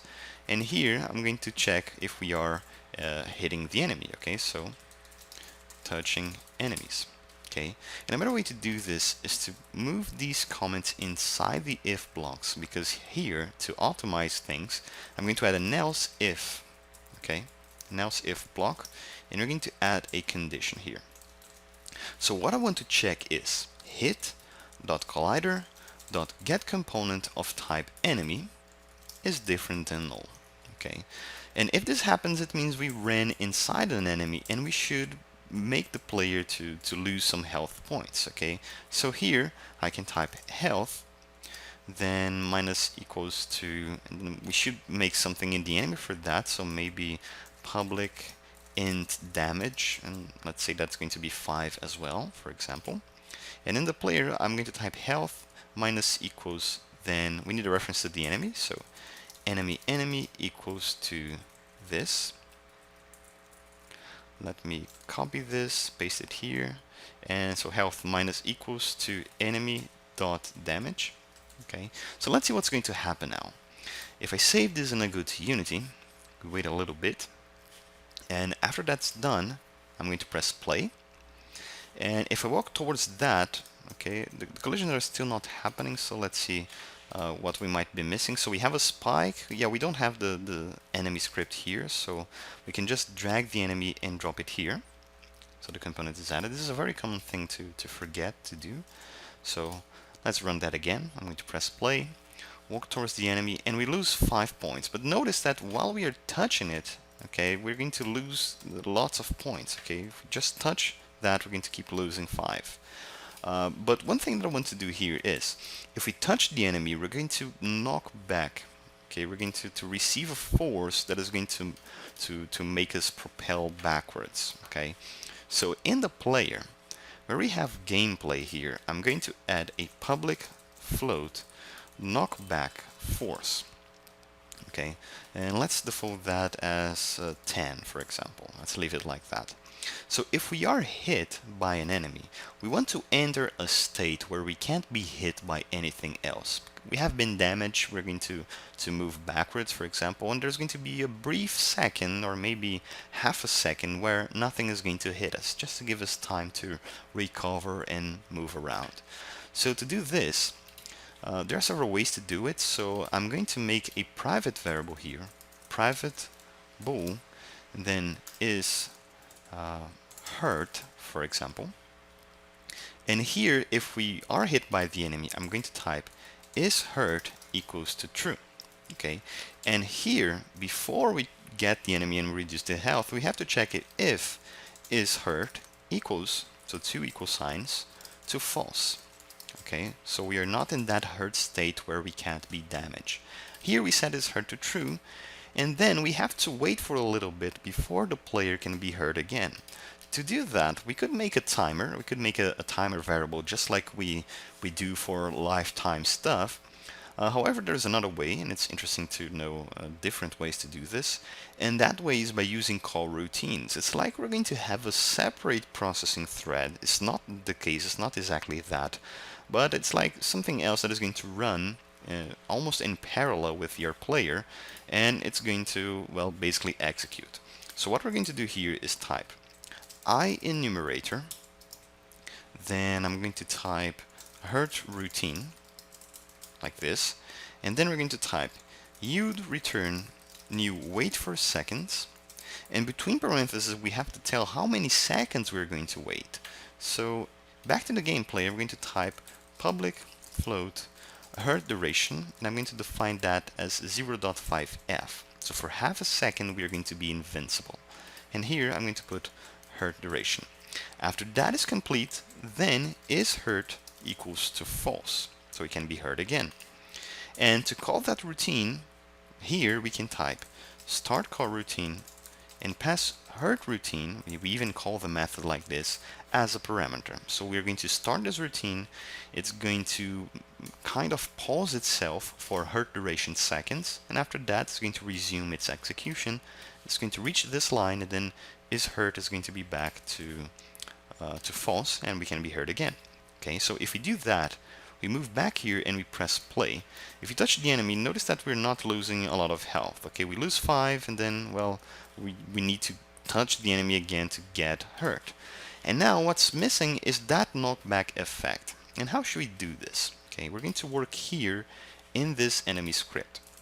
First of all, we need to get a direction. We need to get an arrow that is going to point from the enemy to the player, because we're going to use this to make the player to propel backwards. So to do this, we can type here vector3 and then hurt direction equals to player, actually we are already the player, so that's not necessary, transform dot position minus enemy dot transform dot position. Okay, that is going to be the hurt direction. And since this is a direction, it is important for us to make sure that this vector, okay, this arrow that is going to point from the enemy to the player, is going to have a size of 1. So we enclose this calculation in parentheses, and then we type dot normalized. Okay, so as you can see here in the summary, it says returns this vector with a magnitude of 1. Okay, so normalized, perfect. After we are done with this, we want to make sure that the player is going to move upwards as well. So we're going to make another vector, vector3, then knockback direction, and that is going to be hurt direction plus vector3 dot up. Okay, so there's going to be a vertical component here. And also, to ensure that this is going to be normalized, we want to put that between parentheses dot normalized. Okay, and after we are done with this, we should be able to apply a force to actually perform the knockback effect. I'm even going to do this, perform the knockback effect. Here we're going to type get component of type rigid body, so the thing that actually works with the physics, dot add force, and between parentheses knockback direction multiplied by knockback force. So this is going to determine how strong that force is going to be applied. Okay, so let's save that, go back to Unity, wait just a little bit more, and after that is done, I'm going to press play. And if I walk towards the enemy, okay, apparently we didn't have a strong knockback, so we might want to change that force from 10 to maybe 200 to see what happens. So if I walk towards here, it's still not working, so let's see what's going on here. So apparently things work a bit different for the first-person controller, just like we checked with the collisions. So let's read about that topic in the next video. So we need to make quite a lot of adjustments here, but let's see step by step what needs to be done. First of all, we need to go to the player and change the knockback force from 10 to 100. Okay, so that's going to be more visible. And what we need to do is implement a new system for applying that knockback effect that is going to be called force receiver. Okay, and what is that force receiver script going to work like? So let's open it. First of all, we need two public variables. One is going to be the deceleration, so how quickly we're going to go back to the speed 0, so when the knockback is going to finish, and what's going to be the mass of the object. And then we need a value that is going to store the intensity, so the direction of the force, and where the character controller is. Okay, and this is very important.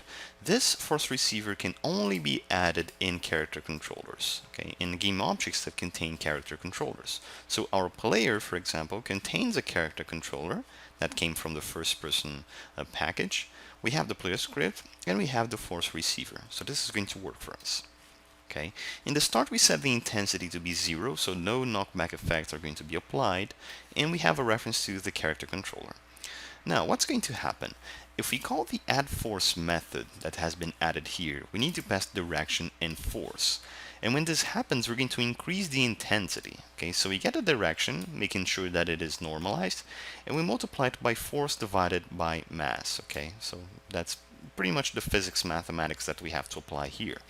And in the update method, we check if the intensity is big enough. If it is, then we're going to call this move method that comes with the package that we added in the beginning of this course. So the character controllers have this move method, and it's used for making a more complex way for moving the character. Okay, something besides pressing some keys to move forwards, backwards, for example. Then we pass intensity, which is the vector pointing towards where we're going to go, multiply by time the delta time to making sure that this is going to behave more or less the same way in different devices. And then here we get the intensity and we use this lerp operation. What is this? This is a linear interpolation. We're going to get a value and make it smoothly go from one result, from one value to another one. So we're going to start with the value that we had before and move it towards 0. So the knockback effect eventually is going to end. Okay, and if you go to the player, we see that instead of getting the rigid body, we get the force receiver that is here in the player. Then we call the add force method and we pass the knockback direction that we already had here and the knockback force, which is how strongly it's going to move backwards. Okay, but the calculation for the vector is still the same, the calculation for the force is still the same, we just have to add that force receiver. To make sure everything is saved, we're going to select our player and press apply here. So all the changes that we did to this prefab is going to be saved, and we're also going to save our scene. And this time, if we press play, we have that spike there, and if I walk towards it, then I'm going to be propelled backwards like this. Okay, so we just have to calculate the force, what would be the direction, and then we just walk towards the enemy and we are propelled backwards. Okay, like that, and depending on where we hit it, we might even fall from that ledge, okay, and eventually die. Okay, so this should be it for this spike logic for hurting the player, and after that we should be good to go to making the enemies. Okay, the enemies that are going to work towards the player and that are going to try to hit the player.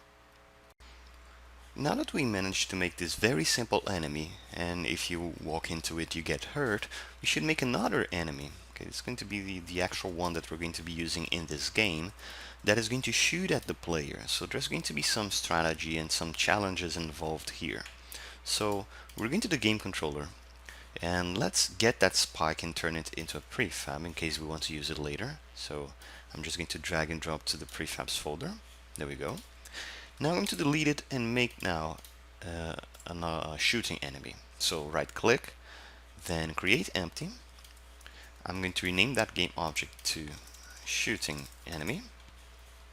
I'm going to bring it up and put it more or less where the spike was, so it's going to be in this position here. Then we're going to make a container inside it, so create empty game object, then container.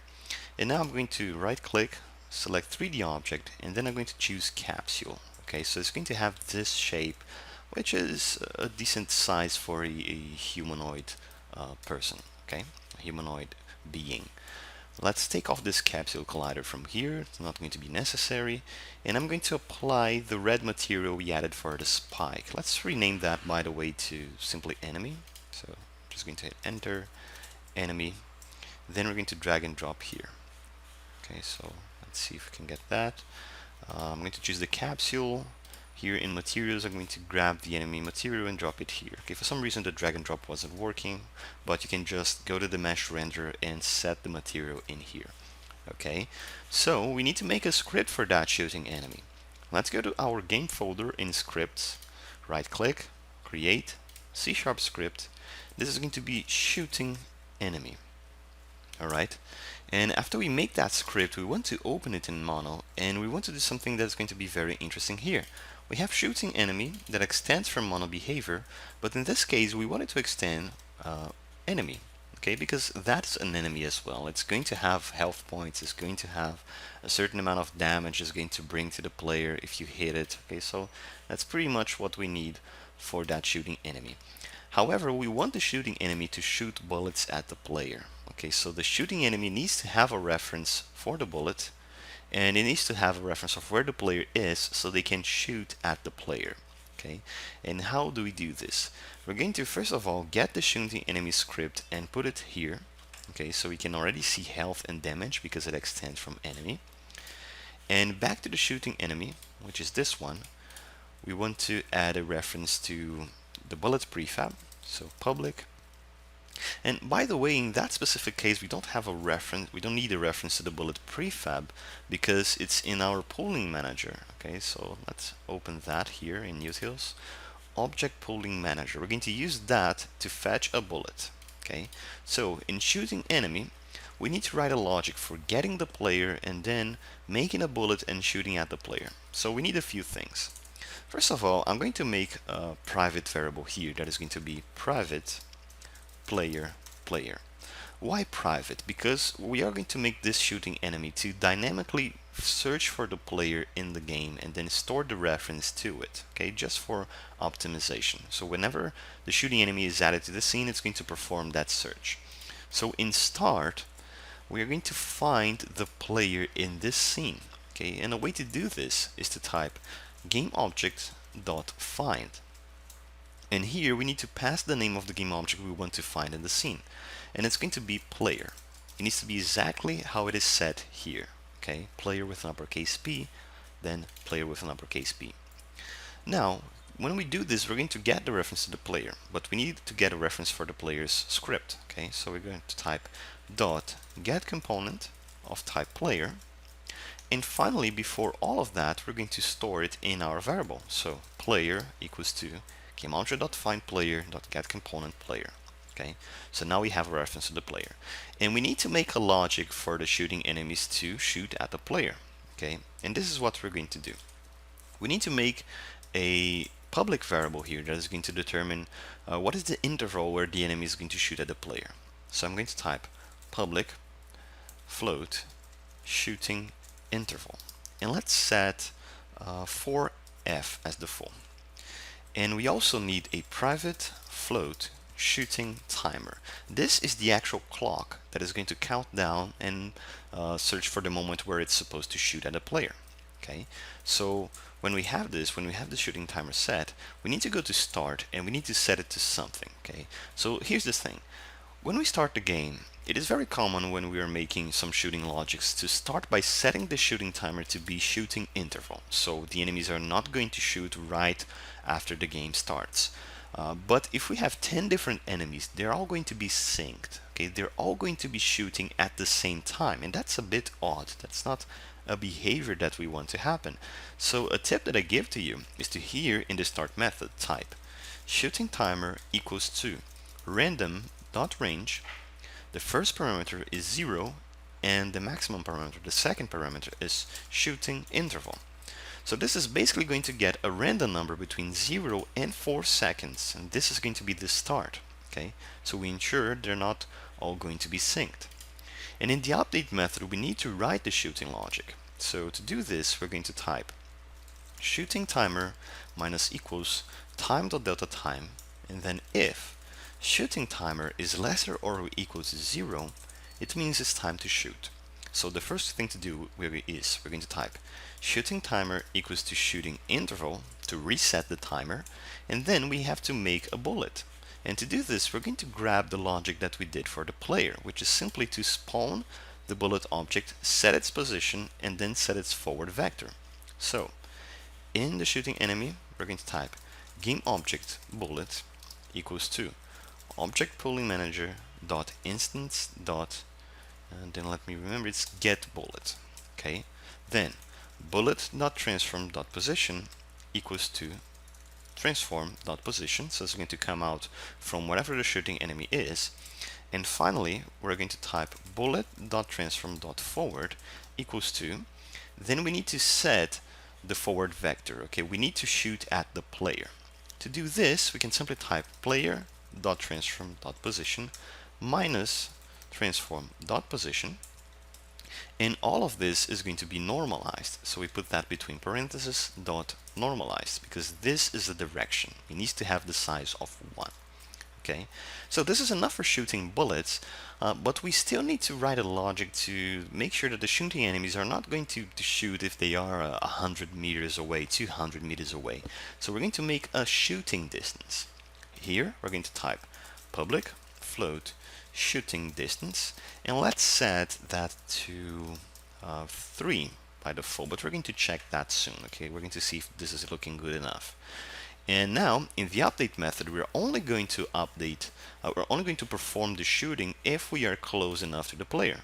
So here we're going to ask and, okay, so we had 2 ampersand characters, and we're going to ask and vector3 dot distance, and then we pass 2 points, 2 vector3s here.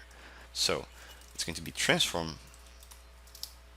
dot position as the first parameter, and then player dot transform dot position as the second parameter, and we need to ask if this is lesser or equal to the shooting distance. So we're going to make sure that we are at that distance away from the player, then the enemy is going to shoot. So these 2 conditions must be satisfied. Shooting timer is less than 0, and we are close enough to the player. Okay, let's give this a try. I'm going to save that, go to Unity, wait a little bit, and let's see if there are any problems with the console. There isn't. The shooting enemy looks okay. We have the interval, the distance. Now if I press play, and if I get away from the enemy far enough, nothing is happening because the enemy is not going to take a shot at us. But if you get close, then it shot at us. Okay, did you see the bullet coming here? In 4 and 4 seconds, the bullets are being shot at the player. So the first thing that I notice is the shooting distance is too little. So maybe that can be turned into 6, for example. Okay, so if I'm at this distance here, maybe I need to be a bit closer, so 8. Yes, at the distance of 8, the enemy is shooting at us. Okay, maybe if I get here, let's see how, if these 2 reaches, maybe 10. Yes, 10. Let's use 10 as the value. Okay, I'm going to stop this and I'm going to set that to 10. However, notice that we are still not hit by the bullet. Okay, the bullets are not destroying the enemies, and the enemies are not destroying the player. Okay, so we need to adjust that little thing. Let's do this in the next video. We need to write a logic in the bullet that lets us know its origin, because if a player shoots a bullet, we don't want that bullet to hurt the player. If the enemy shoots a bullet, we don't want that bullet to hurt the enemy. Okay, we need to make sure we are matching things correctly. So here in the bullet, I'm going to type private and then bool shot by player. And also let's make a property for that. Okay, this is the variable, then we make the property. Public bool shot by player. And we need to make the getter, so get, and the setter, set. In get, we're simply going to type return shot by player, and in set, we're going to type shot by player equals to value. Simple as that. Okay, let me just adjust this. There we go. We're going to use that. This is value. Okay, that value is a specific keyword when you're using properties and you are in the setter part. We need to use value. So we have that shot by player. Whenever the player spawns a bullet, okay, so that would be here. We need to tell if that bullet is going to be spawned by the player. So one way to do this is to go to get bullet and type true here. In the enemy, in the shooting enemy specifically, I'm going to go to the get bullet and pass false here. Okay, it's going to raise a compile error right now, but we're going to adjust that.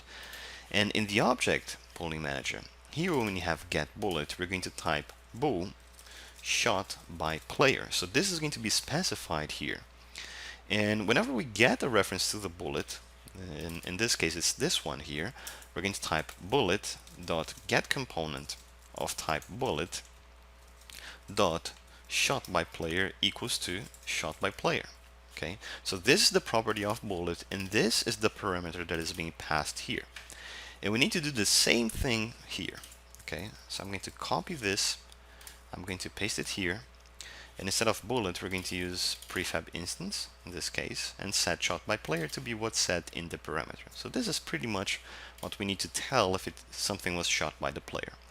Now in the player script, we need to change things a little bit on how we check for collisions. Okay.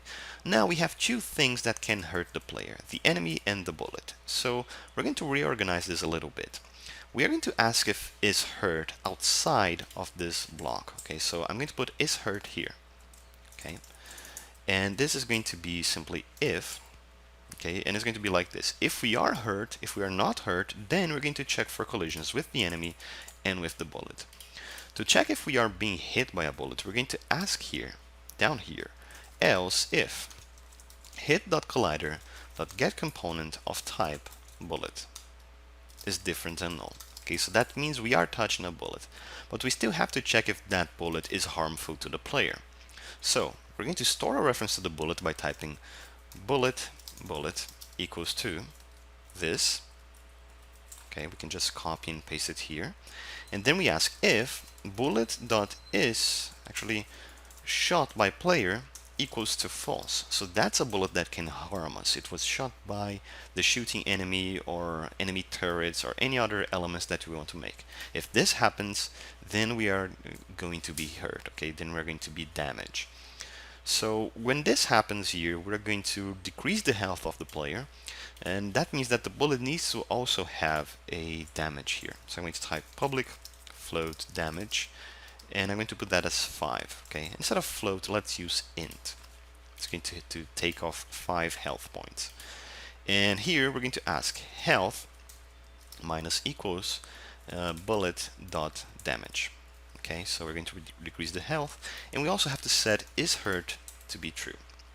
And now we need to use an optimization tip here. Notice that we have set things like hurt direction, not back direction, and add force. We could simply copy these things, paste them here, and adjust the variables, and that would work, but we would have a lot of duplicated code. That's not necessary.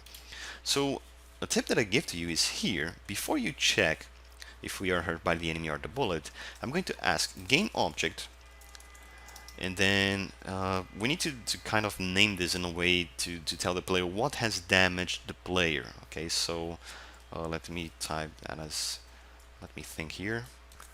Let's use hazard. Okay, and it's going to start as null. If we are hit by the enemy, what I'm going to type here is hazard equals to enemy.gameObject. Actually, it needs to be defined down here. Okay, so hazard equals to enemy.gameObject. So this is going to store a reference to that enemy. Okay, and if we are here, if bullet.shot by player equals to false, then I'm going to say that hazard equals to bullet.gameObject. Okay, so this is what we have now.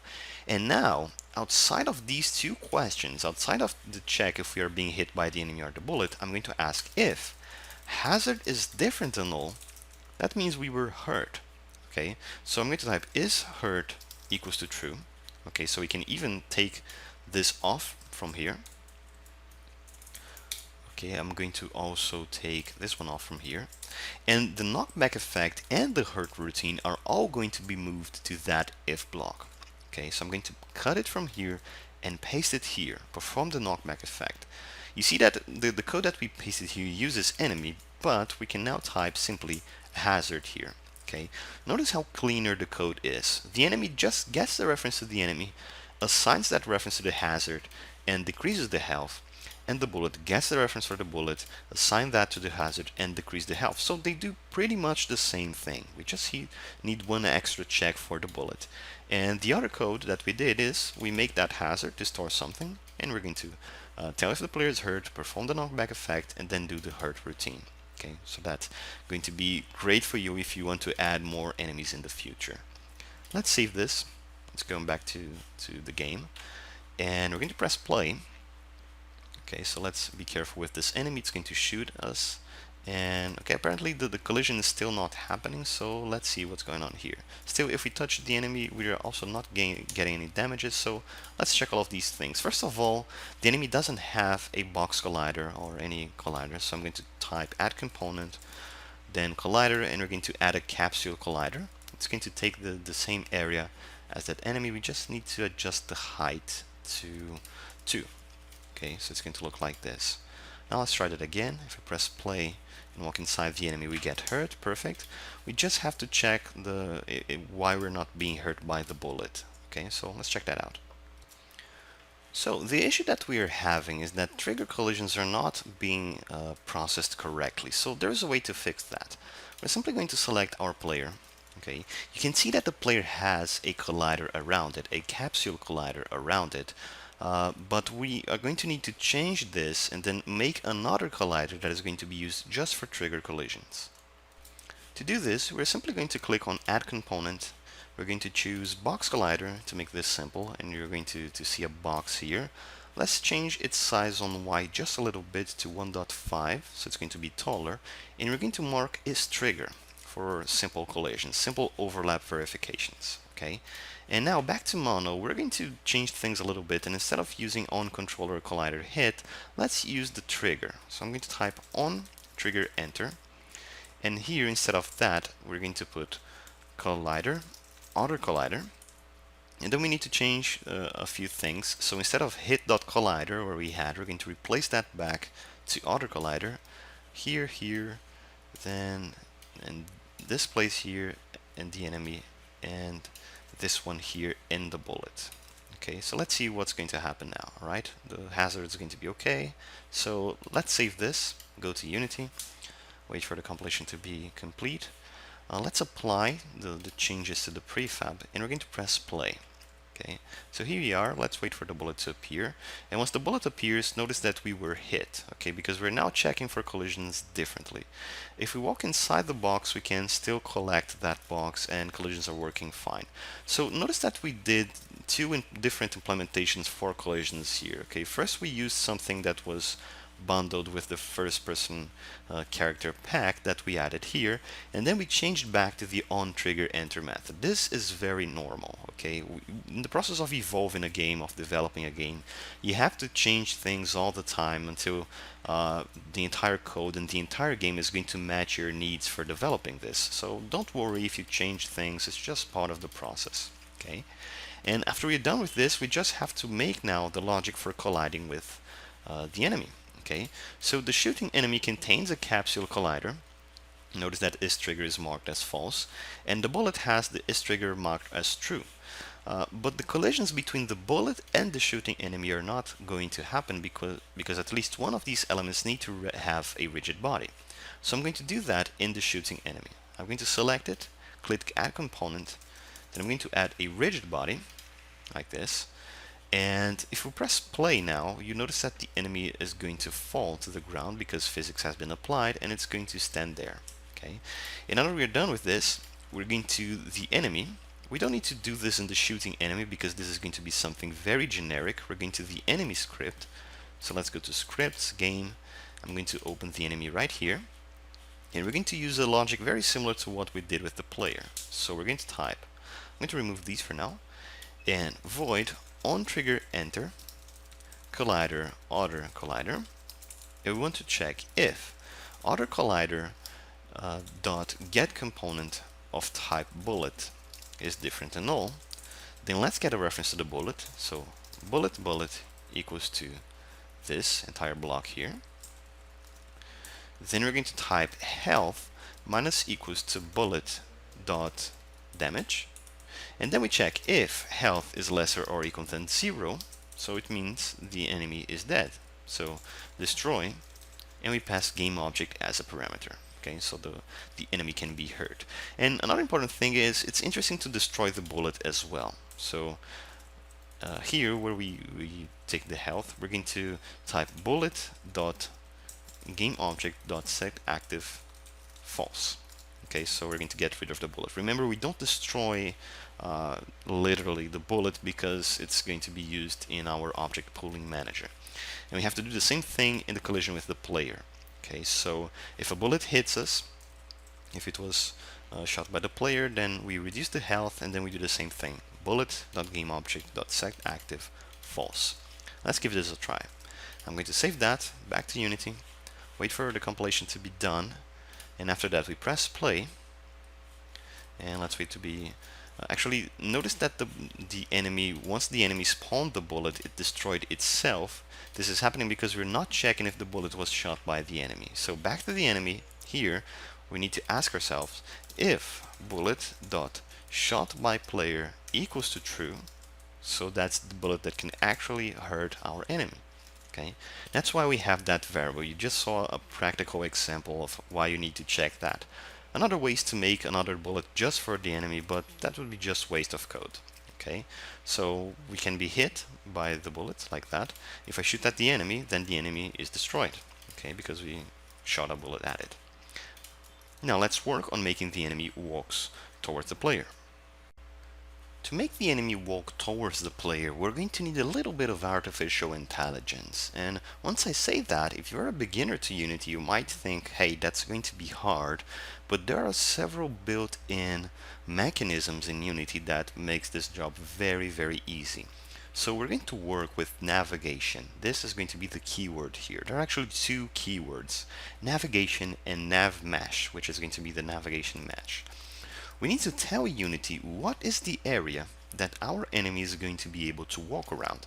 And this is going to be easy for us right now because we're going to use the floor. Okay, we want the enemy to walk on the floor. So we need to enable this to be used as a navigation area. We're going to be using a very special window. So we need to go to Unity, click on Window, and then we're going to choose Navigation. It's almost the last option. And notice that a new window is going to open, Navigation. It might be hovering around, but you can just drag and drop it here. And if you select any object and you go to the object menu here, you're going to see that you can adjust things for this floor. And what we want to do is to click here on Navigation Static. So this is going to be an area that can be walked around. Now, if you go to Bake, you're going to see some interesting elements here. You can define what's going to be the radius of the agent, what's going to be the height, and the agents are the elements that navigate around here. In this case, it's going to be the enemies. You can define the angle that can be used for going over slopes. Okay, so how steep, okay, how low or how high is this angle is going to be, so the enemy is going to be able to walk on it. Drop height, jump distance. There are some other advanced options as well, but well, there's several different options that you can use here to make this work on a very interesting way. Okay, so basically what we need to do is to bake, and that means that we're going to pre-compile, to pre-generate some information in this game that our enemy is going to be using for the navigation. Okay, and that's very important performance-wise. This is going to make the game to run faster, to just compile that information. So you just click on Bake, and after that this is done, if you are in the navigation menu, you notice that there's a blue area here. This is the area that is being used for the navigation of our enemy. Okay, so if you leave that navigation window, that's going to disappear. Okay, but once we make that mesh, we still need to tell Unity that our shooting enemy is going to be a navigational agent. It's going to travel, it's going to walk or run in this floor here. So we're going to select our shooting enemy, we're going to click on Add Component, and we're going to add the nav mesh agent. You just search for nav mesh agent and click. Okay, you can even see the icon. It's a little person that is walking towards somewhere. And we have some options here. Okay, we can set what's going to be the radius of the agent, what's going to be the height, and what's going to be the base offset. This is something that we have to adjust. Notice that there's a little shape coming out of the player moving upwards. It's like a collision area, not exactly as the capsule collider that we have here, but if it's left like that, the enemy would fall inside the floor. So we need to adjust this base offset to position it in a better position. In this case, we're going to simply set it as 1. Okay, and with this done, we're almost done with the logic for the enemy to walk towards the player. But we now need to tell through script where the enemy has to move to. Okay, so we're going to make it move around towards the player. And once we do this, we need to go to the enemy script. So you go to shooting enemy, and we need to store a reference for the nav mesh. To do this, we're going to need to use a special namespace. We're going to type using unityengine.ai, artificial intelligence. And now we need to store the nav mesh somewhere. So private navmesh agent, and in start, below the player, I'm going to type agent equals to get component of type navmesh agent. Okay, so that information is going to be stored. You still need to tell where the enemy is going to walk to. Okay, in that case, we're going to make it walk towards the player. So here, we're going to type agent dot, and then it's almost steering target. We're going to actually type set destination, and we need to pass a position. We need to pass a target for the enemy to walk to. So here, we're going to type player dot transform dot position. This ensures that the enemy is going to walk towards the player. However, this destination needs to be updated from time to time, okay? Because the enemy is not going to simply follow the player the way it is. Because since the player can move to other places, the player can jump, can run to the left, to the right, then we need to re-update this destination. In order to make sure this is not going to be too processing intensive, we can simply get that line and drop it here in the update method. Okay, so whenever we shoot, then it's going to move towards the player again. It's kind of going to be a really bad guy. It's going to shoot and always follow the player. So once a bullet is spawned, we type again agent.setDestination with player.transform.position passed as a parameter. So after this is done, we can save that, wait for the compilation to be finished, and if we press play and look towards the enemy, then it's walking towards us. Okay, it even shot a bullet. And well, basically that's what's happening. And when it shoots something, it's going to walk towards us again. Okay, and it's going to keep following us until it kills us. And another interesting thing that we can do here, okay, it's not going to be done in this course right now, but to improve this artificial intelligence, you can put some sort of distance between the enemy. Okay, just like we have with the shooting distance. For example, right now, the enemy stopped because we are far away from it, but if we move close enough, it's going to shoot and move towards us. So it's kind of hiding logic. If we go far away enough, it's simply going to stop because of this, okay, because of this update method. Destination is only set if the enemy shoots. If it doesn't, then it's not going to walk towards us. So what we could do is make another distance here.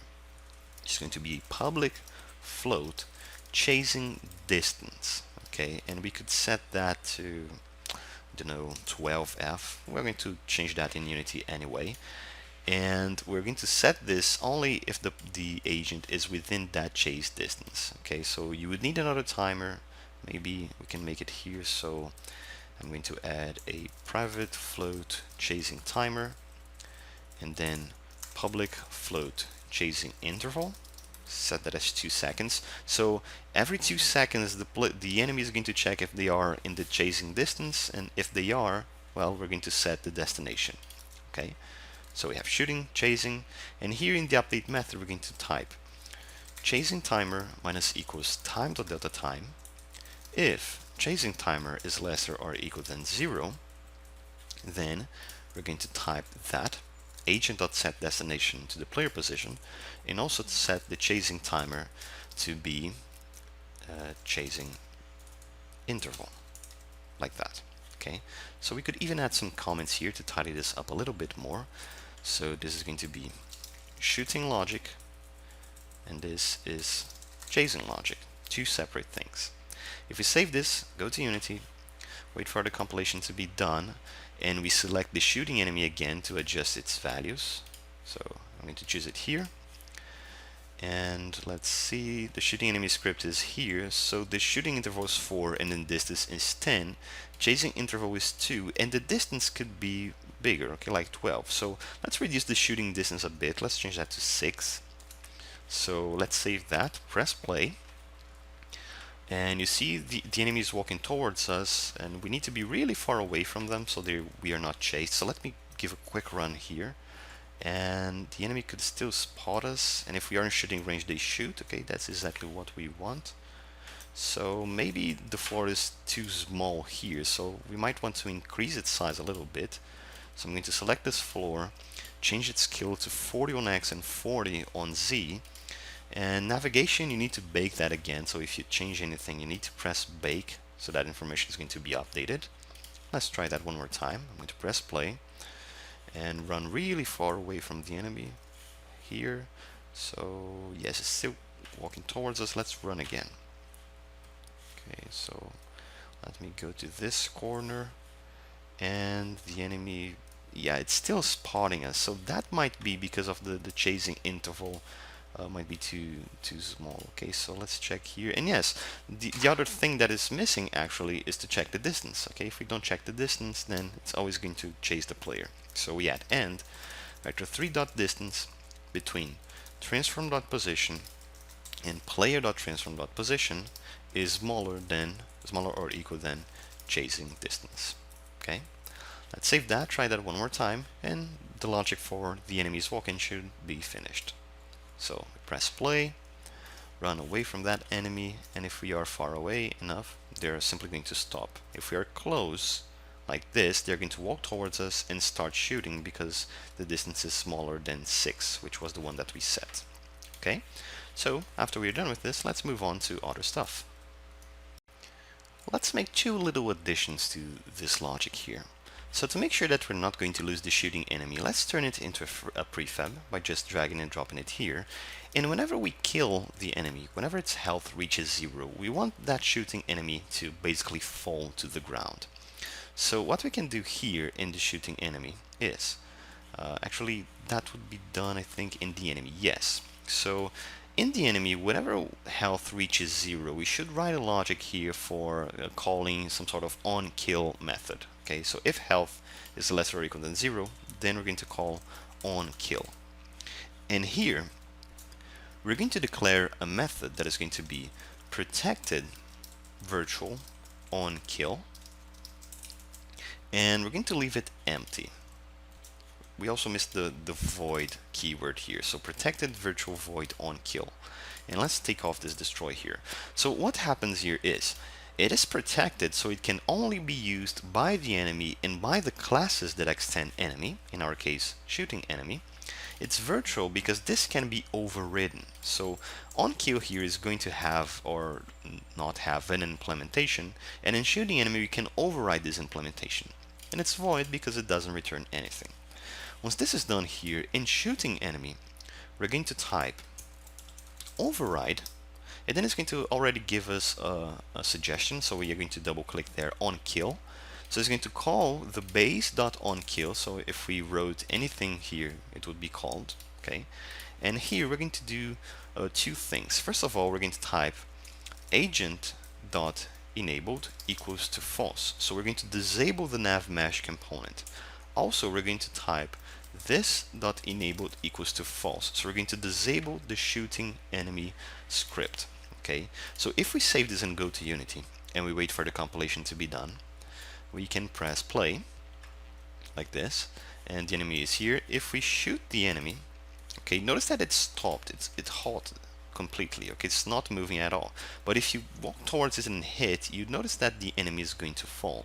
And that's what we want to do. We want to hit the enemy, and once we kill it, then we want it to fall to the ground. Okay, so a simple way to do this is to simply get here when this on kill is called and type let me think here. So transform.local Euler angles equals to a new vector 3. And x we can set that to 10 just to give it a little angle, and repeat y and z. So transform.local Euler angles.y, transform.local Euler angles.z. Okay, we could do that little change here. So if we save that and go to Unity and wait for the compilation to be finished, we can press play here, walk away from the enemy, and if we shoot it, then it's going to fall to the ground. Okay, like it really is dead.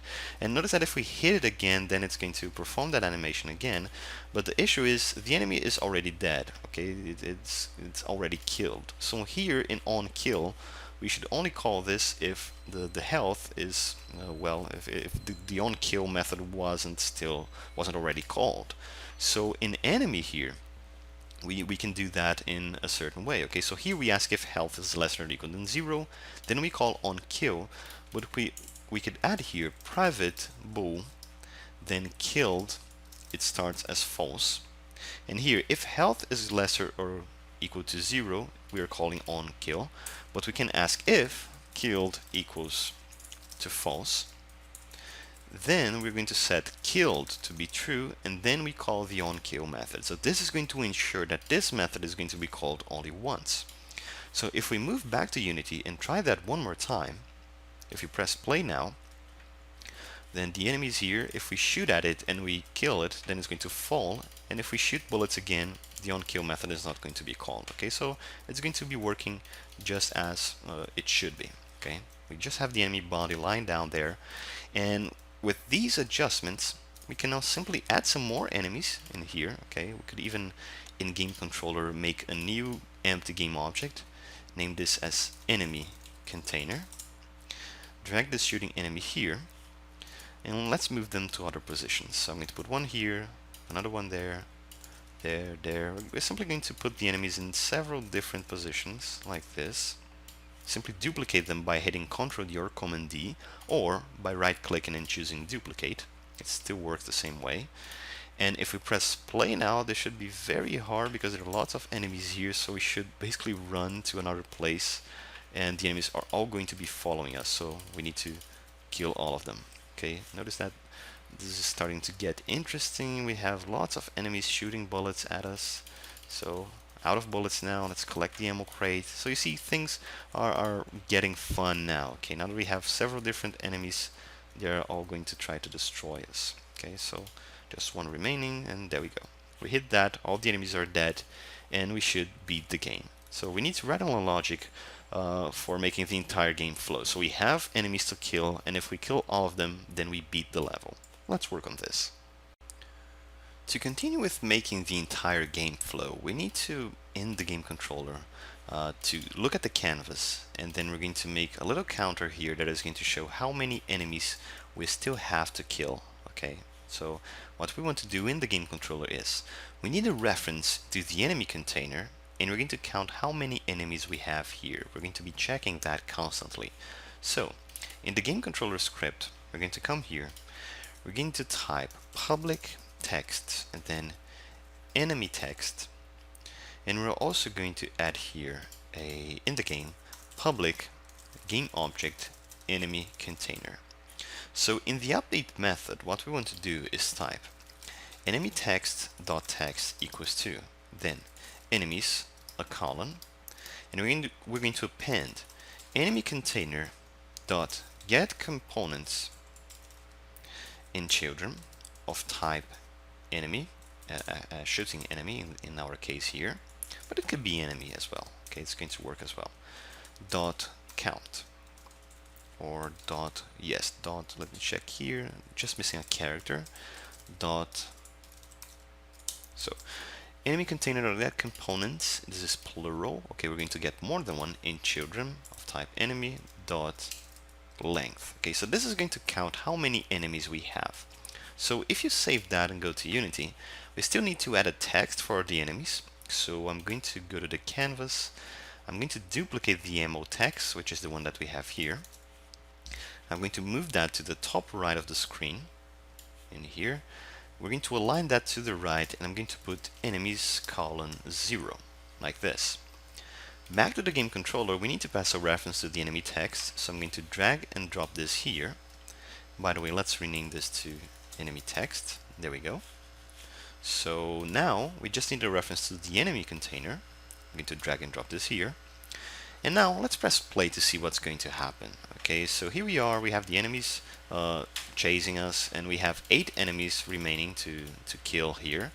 Okay, but there is an issue here. Notice that even though I'm killing enemies, the counter still says enemies 8. Okay, and that's not desired. We want to update that. So what needs to be done is the enemy needs to tell us if they were killed. Okay, so we have the killed private variable here, and now we're going to type public bool and make a property. So killed, like that. We're going to add a getter, and we're going to say return killed. Okay, so this is pretty much the getter that we're going to use. And now back to the game controller, we need to count the enemies and see how many were killed. Okay, so we're going to have a notion of how many enemies we have in the beginning, and then we're going to decrease the ones that were killed. So I'm going to add here private int initial enemy count we're going to add a start method here. So void start, open and close parentheses and the curly braces. And we're going to say initial enemy count equals to enemy container dot get components in children of type, and this is components plural, of type enemy, dot length. So we're going to count how many enemies we have. Okay. Now here, before we set the enemy text, we need to count how many enemies were killed. So int killed enemies equal to 0. And now we're going to type for each enemy in enemy container dot get components in children of type enemy, like this. So we're going to iterate over every enemy that's there, and then we're going to type if enemy dot killed equals to true, then killed enemies plus plus. We're going to increase that amount. Okay, and now here we're going to ask enemy text dot text equal to enemies plus, and then we're going to put initial enemy count minus killed enemies, like that. Okay, and we put that between parentheses this way. So we save that, we go to Unity, wait for the compilation to be done, and after that's done and we press the play button, it's going to say enemies 8. If I kill one, it's now 7, and then every time we kill these enemies, the count is going to decrease. Okay, so 4, 3, I need this one, and this one. So enemy 0. And another way to count this, which is a simpler way, is you could get rid of the initial enemy count, like that. And here, instead of asking how many killed enemies we have, you could put alive enemies. Okay, and here we ask if enemy.killed equals to false, then alive enemies plus plus, and then we can simply put that value here. Enemy text.text equals to enemies, and we append alive enemies. It's going to work the same way. We're still checking for the enemies, we're checking their killed properties, and then we're going to simply count down the amount here. Okay, and now that we have this, we need to check if we have 0 alive enemies, because that means we have pretty much finished the level, finished the game, then we should be able to move forward. So to solve this, let me just kill that guy here, there we go. So we need to write a logic for showing a you win message, and messages in general. So here in the canvas we need another text. I'm going to duplicate the enemy text, and I'm going to rename this as info text. The position of that is going to be 0 on X and 0 on Y. The alignment is going to be centered horizontally and vertically, and we're going to increase its size. Okay, so selecting this two here, we're going to click in this line, move it up, and also hold the Option or the Alt key. So we're going to resize things in both ways. Okay, so you could do that to give more space here. We could change that font size to 40, so it's going to be bigger. And we can send messages here like you win, for example. In the game controller we need a reference for that info text, so I'm going to open the game controller here, then I'm going to add a public text info text, and in the beginning of the game we're going to hide that info text for now. So void start, let's put that method back here, and we're going to type info text.text equals to empty string, or you could simply disable that object. You could type infotext.gameObject.setActive false. Okay, that might be better in this case. And in the update, we're going to check if we have killed enough enemies. So we could ask here if alive enemies equals to 0, then we're going to type infotext.gameObject.setActive true, so that element is going to be reactivated, and we type infotext.text equals to you win, like this. We add a \n to start a new line, and we can type here good job. Alright, so we can save this, go back to Unity, wait for the compilation to be done, and after that's completed we have to drag the info text here. And now notice, even though we have this you win message here, if we press play, that message disappears, okay, because we ordered it to be disabled. So let's kill the enemies that we have here. 3, 2, this one, there you go, and we have the message you win, good job. And after that's done, we could move to making another level and letting the player play on that level. Okay, so now that we have this, we need also to make a logic for when the player dies. Let's work on this. In order to make the player lose, we should increase the damage that the bullets are giving. So I'm going to select the bullet prefab here, and let's increase that to 20. And that's pretty much going to be up to you. You're going to tune this game later once you're done with the course to reach the values that you want. Okay, so damage is going to be set as 20. And in the game controller, we need to check if the player has been killed as well. So here, we're going to add another variable, so private bool killed, and then public bool killed with an uppercase K, get return killed. Okay, so we have that variable and we have this here. Alright, so we need to check the on trigger enter, and remember we are losing health points here, so we could ask here if health is lesser or equal than 0, then we could ask here if killed equals to false, then we're going to say killed equals to true, and we're going to call an onKill method that we're going to define. Okay, it's the same way it works with the enemy, I think. Okay, we just have that killed value here, and then we call the onKill method. Now here I'm going to add a private void onKill, and in this method we could do pretty much whatever we want. Okay, send messages or remove things from the player. Okay, in this case here, let's leave it as it is right now. And in the game controller, we're going to ask if player.killed equals to true.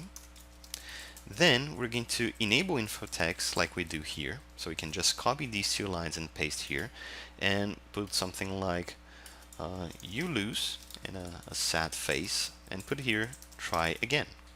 Okay, so we could save that. And there are some things that we also have to take care about. Okay, so the player can be killed. So in this case, in the enemy, we might want to make the enemy stop moving or stop shooting if they notice that the player has been destroyed. Okay, so here in the update method, we could check if player.killed equals to true. What we could do is more or less what we do with the onKill method. Okay, we're going to disable the agent, disable the shooting enemy script, and pretty much everything is going to stop. Okay, so we're going to type agent.enabled equals to false, and this.enabled equals to false. Okay, so let's save this. Let's go to Unity, wait for the compilation to be done. And apparently we still have an error here, and yes, it's two equal signs. Player.killed is true, as this is a Boolean comparison. So back to Unity, wait a little bit more, and let's give this a try. I'm going to press play. Let's leave the player to basically die. Okay, so all the enemies are going to be shooting towards us, and 60 health points, 40, and after one more shot, then you lose, try again. Okay, so the enemies they notice that they fall. Okay, that might happen because they were colliding with each other, but you could simply make them let me choose an enemy here from the scene. Let me go to the game controller and select the enemy container. Let's choose one of the enemies. You can just double click to focus. There we go. And what we could do here is once they fall, we could disable their rigid body. Okay, if it stops, we don't want physics to be applied anymore, so that's something we could do. And that is going to be related to another adjustment that we have to make, and that is if we kill an enemy and it falls to the ground, if we walk on top of it, we are still being hurt. Okay, we don't want that to happen. We want to be able to walk inside the enemy's body. Okay, we don't want us to basically die. So let's work on that logic. Whenever we get hurt by the enemy, we can now check if they are actually killed. It's going to be a similar check for the bullet. So if the enemy has been killed, it no longer can hurt the player. So here what we can do is we can type if enemy.killed equals to false, then we set the hazard and we also decrease the health. Okay, it's a simple check like this one. So we could save this and already go ahead and give it a try. Okay, so we're going to press the play button, and there we go. I'm going to kill an enemy, and if I walk towards it, let's see here. Then we're going to simply push the enemy's body forward. Okay, let me destroy the other ones here so they don't make this test harder. Okay, and there we go. We destroyed all the enemies, and we could simply walk on top of them. It's simply going to move their colliders. You could also disable the rigid body if you want, okay, but that's pretty much like this. Okay, you can simply walk on top of them and you're no longer going to be hurt.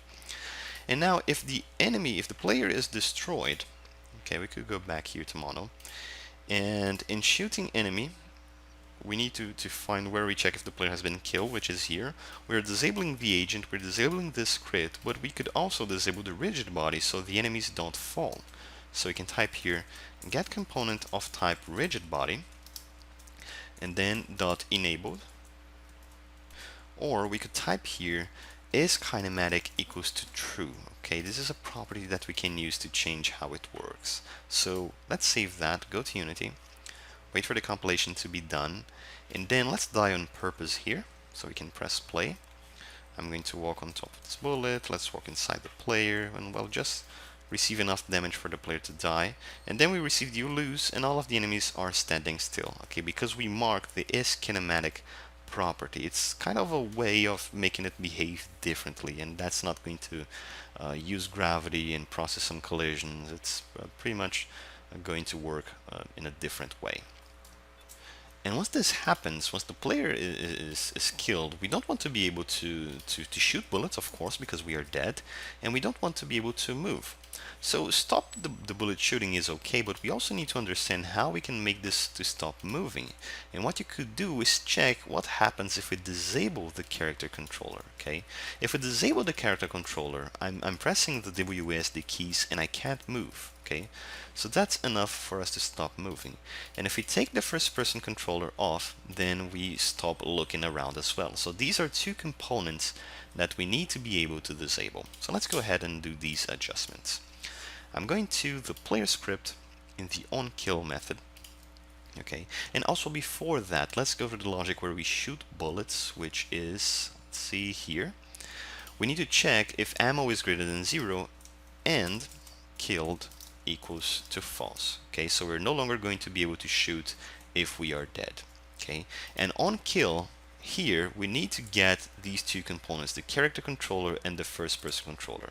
So we're going to type get component of type character controller like this dot enabled equals to false. So we disable the character controller. Now for the first person controller, it's going to be a bit different.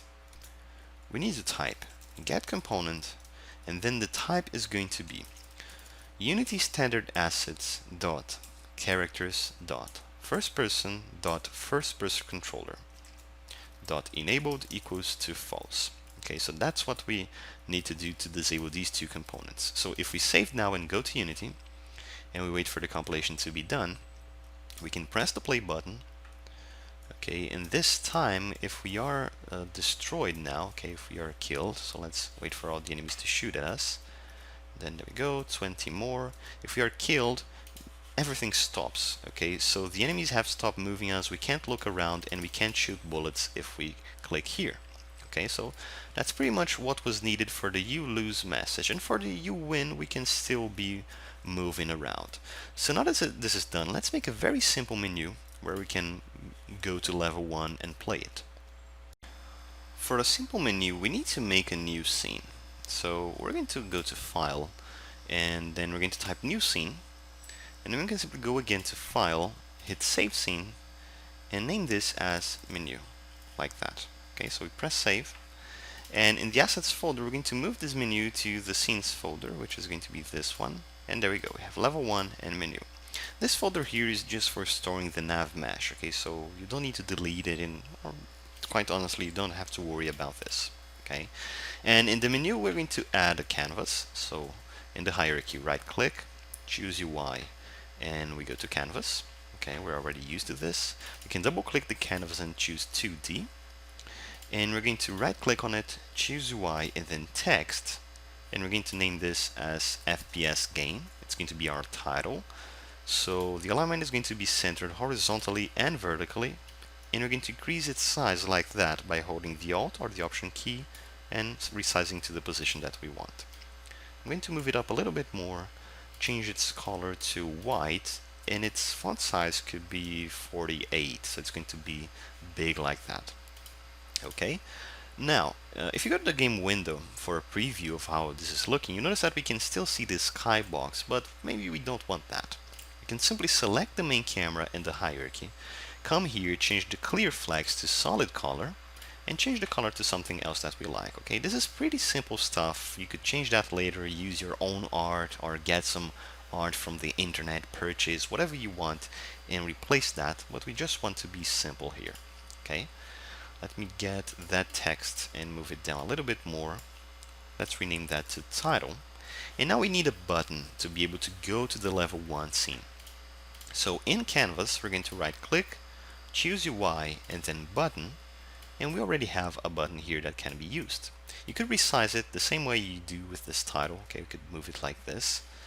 You could also enter the text inside that button, change its font size to 28, and change this text to play. Okay, but now we need to find a way to communicate our game entirely, that if we click on the play button, then we want to go to the level 1 scene. So we're going to need a manager for this. Notice that we made a game controller, but we're going to make a menu controller now. So in the scripts folder, we're going to right click and make a new folder and name this menu. And inside menu, we're going to right click, choose create, C# script, and rename this as menu controller. Okay, now here in the hierarchy, just to keep a pattern, we're going to make an empty game object and put in the position 0 and rename this as menu controller. I'm going to put the main camera and the directional light inside the menu controller, so it's going to be looking like our game scene. And we're going to apply the menu controller there. We're going to attach it, so it's going to be a component. Okay, and after we are done with this, we are going to double click on the menu controller to edit it, and we're going to make a public method here. It's going to be public void on play. And this is the thing that is going to make us load the game scene. To load scenes, we need to add a new namespace here. So using Unity Engine.scene management, and in the onPlay we're going to type scene manager dot load scene, and between parentheses we're going to pass the string level 1. Okay, that's pretty much what we need. We're going to save that, and back to Unity, we now need to make the communication between the bullet and our script. To do this, we select the button in the canvas right here. We go to the inspector and we look at the button script. There is a non-click section here where you can add different callbacks, different methods that can be called when that button is clicked. We simply click on the plus sign, we drag and drop the menu controller here, and we're able to select the callback. So we click here, menu controller, and then on play. And there is one last thing missing. Whenever you make builds of your game for PC, Mac, Linux, Android, iOS, Xbox, whatever platform you want, you need to add the scenes into a certain menu. So you have to go to File, Build Settings, and there's the Scenes in Build area. There's a button here, Add Open Scenes. You can just click here to add the menu. And we also need to do the same thing with level 1. So save your menu scene, go to level 1, and click on Add Open Scenes again. So we have menu here and level 1 here. Now back to the menu, if you press play, you're going to see here FPS game, and if you press the play button, you're going to the game scene. Okay, but you notice that there's something off. The lighting settings are a bit strange. Notice that this only happens in the Unity editor, and it really depends on the editor version that you're using. So to solve this, you can simply open level 1 scene, go to Window, Lighting, and then here in the scene menu you can disable the auto checkbox and press build. Okay, just to make to store some lighting settings here and make sure everything is going to work properly. Back in the menu we can press play. Right here we have FPS game, we can press the play button, here we are, and well, we can pretty much play this entire level. Okay, so what we should do here is, if we win or if we lose the game, then we can we can go back to the menu. Now, to make the player go back to the menu when they beat or when they lose, okay, if they die, it's pretty simple. It's the same logic that we did with our menu controller. in the game controller, we need to add the scene manager namespace. So using Unity engine.scene management, like this, we're going to add here a private float reset timer. And I'm going to set that to 3F. So they're going to be 3 seconds before we go back to the menu right here. And in the update method, when we check if alive enemies equals to 0 or if the player has been killed, we need to make that timer to work. Okay, so when this happens, let's make a game over variable. I'm going to type here private bool game over equals to false. And here, if alive enemies equals to 0, then game over is true. And if the player is killed, then game over is true as well. And down here, we can ask if game over equals to true, then reset timer minus equals time.delta time. And if reset timer is lesser or equal than 0, it's time for us to go back to the menu scene. So scene manager dot load scene, and we pass menu as a parameter. Okay, we can save that, go back to Unity, wait for the compilation to be done, and we press play. Notice that whenever you finish the game, you don't necessarily have to go back to the menu scene. So when you're evolving this project, you could make it go to level 2, level 3, and then slowly progress until it reaches other levels, okay, harder levels, until, well, if the player dies, then it's going to go again. Okay, so you lose, try again. After 3 seconds, we're back to the menu. Okay, so you could press the play button again and retry playing the game. Depending on how you design your levels, there might be too many enemies, like in this case, and well, the bullets might take too many health points. So just like we have an ammo crate, we can make a health crate. So an easy way to do this is to duplicate this ammo crate. We're going to the prefabs folder. We're going to grab this ammo crate and we're going to hit Ctrl D or Command D to duplicate it. We're going to rename this to health crate. I'm going to drag and drop this here and move it up a little bit more, and we're going to make materials for that. So in the materials folder, we're going to right click, choose create, then material. I'm going to name this health and change its color to something a bit more friendlier, like a light red. Okay, and we can grab that and apply here. Okay, so the health crate is going to look like this. Now the health crate needs to have a different script, because right here we have ammo crate.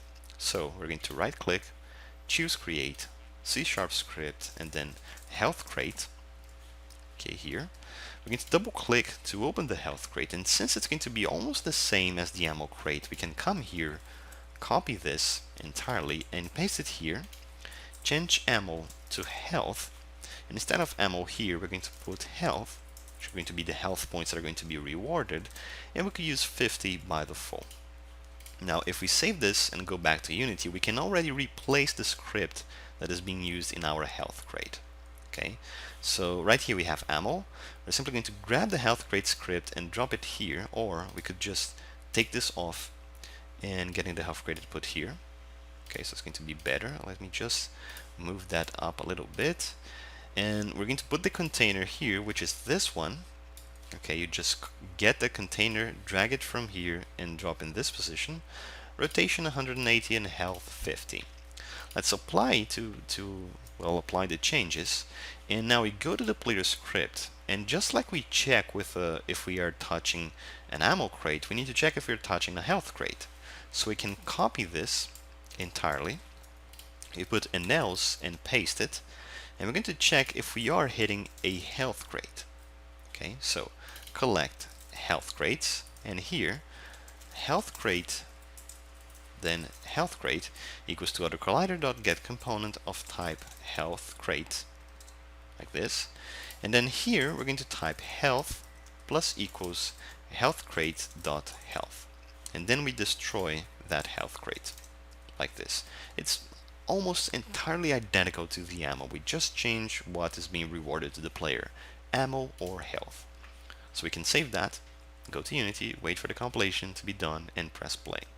Okay, so there we go. We're going to press the play button, and we have the ammo crate here. We get more points. So we have been trapped. We're going to run and get the health crate, and now we have 130 points. So we are strong enough, and we have enough ammo to destroy all of these guys. So notice how quickly and how simple it was to make that, okay, to make that health logic. It's pretty straightforward because we already have some an interesting variation of game elements that can be extended, that can be modified, and you can quickly improve your game.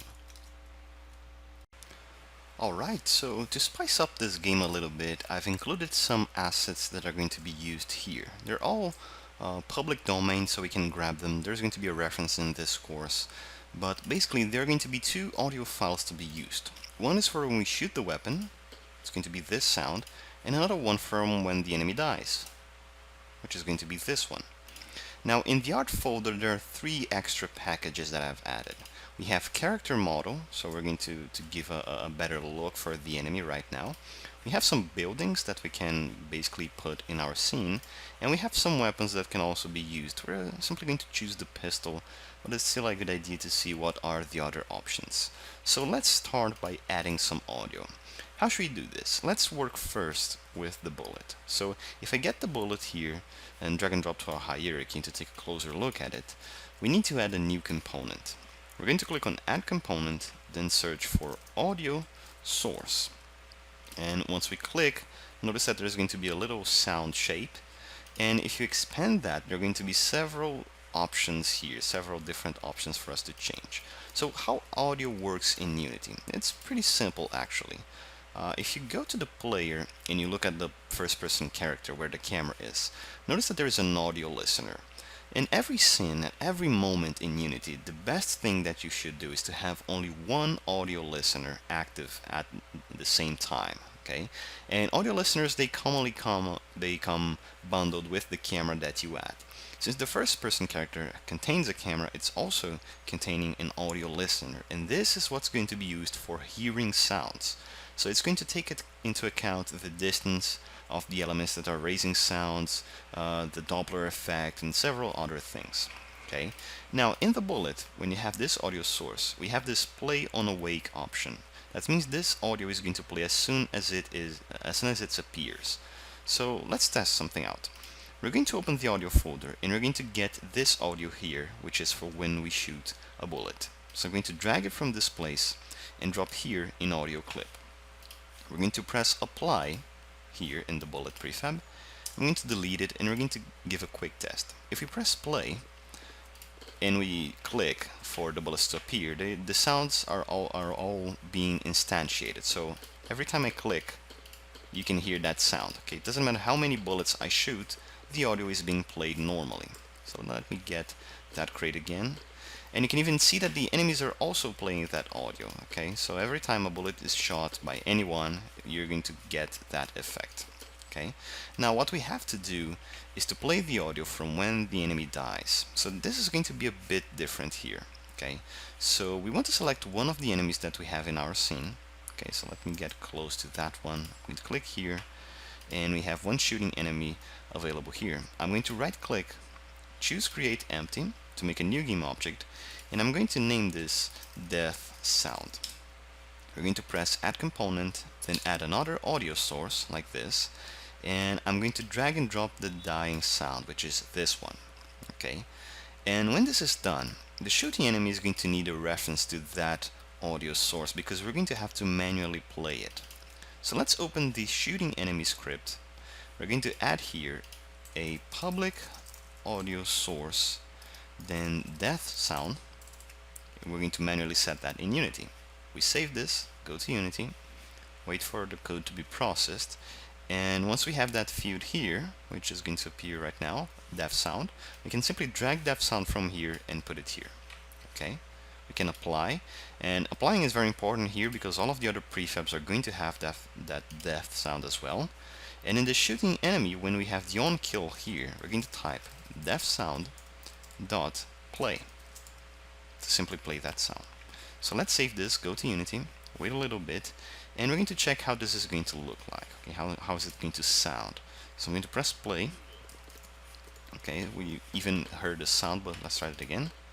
So every time I kill an enemy, the sound is being played, but apparently we've listened for the sound right in the beginning of the game. So let's see why this is happening. Okay, Yeah, the problem is play on awake is checked here, and we need to disable that. Okay, so the audio is only going to be played when we tell it's time to be played. And another thing that we should pay attention to is the volume of the audio. Some of them might be too high, some of them might be too low. So you need some effort here into changing the volume of the sound. So for example, the bullet, if you think it's too high, you can just select the bullet prefab and change the volume from 1 to 0.5, for example. So you can save that, press play, and try again. Okay, so you see that how the volume makes more sense now. It's not too high this time. We can hear the enemies dying as well. So that's pretty much it for the audio. Okay, we're going to use these two elements, and at the same time we still have the audio for the footsteps as well, so it's pretty much complete here. Lots of different options. And after we're done with that, let's work on integrating the remaining art. While you are dealing with other things, if you don't want the audio to be played, you can just go to the game window and press mute audio here. Okay, so we have to focus on other things, then we can re-enable that and hear the full experience for the game. Alright, so now that we have this, we want to integrate some art here. We want to make a very simple thing for the enemies. So I'm going to choose one of them. Let's go for the first shooting enemy that we made inside container, and we want to use a new art for this instead of that default capsule. So we're going to our art folder, we're going to open character models, and we have two different folders, material and model. We're going to open model, and there are two options, advanced character and basic character. So I'm going to get this basic character here, drag from the container, drag and drop it inside the container. Okay, and it might be too small at this point. If you move it to the side, you see that you can barely look at it.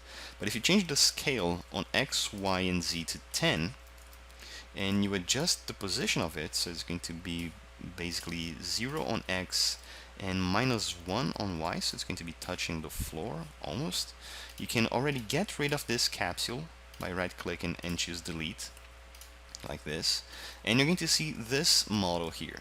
So there's no face, there is no art integrated to it, but there is a very easy way to do this.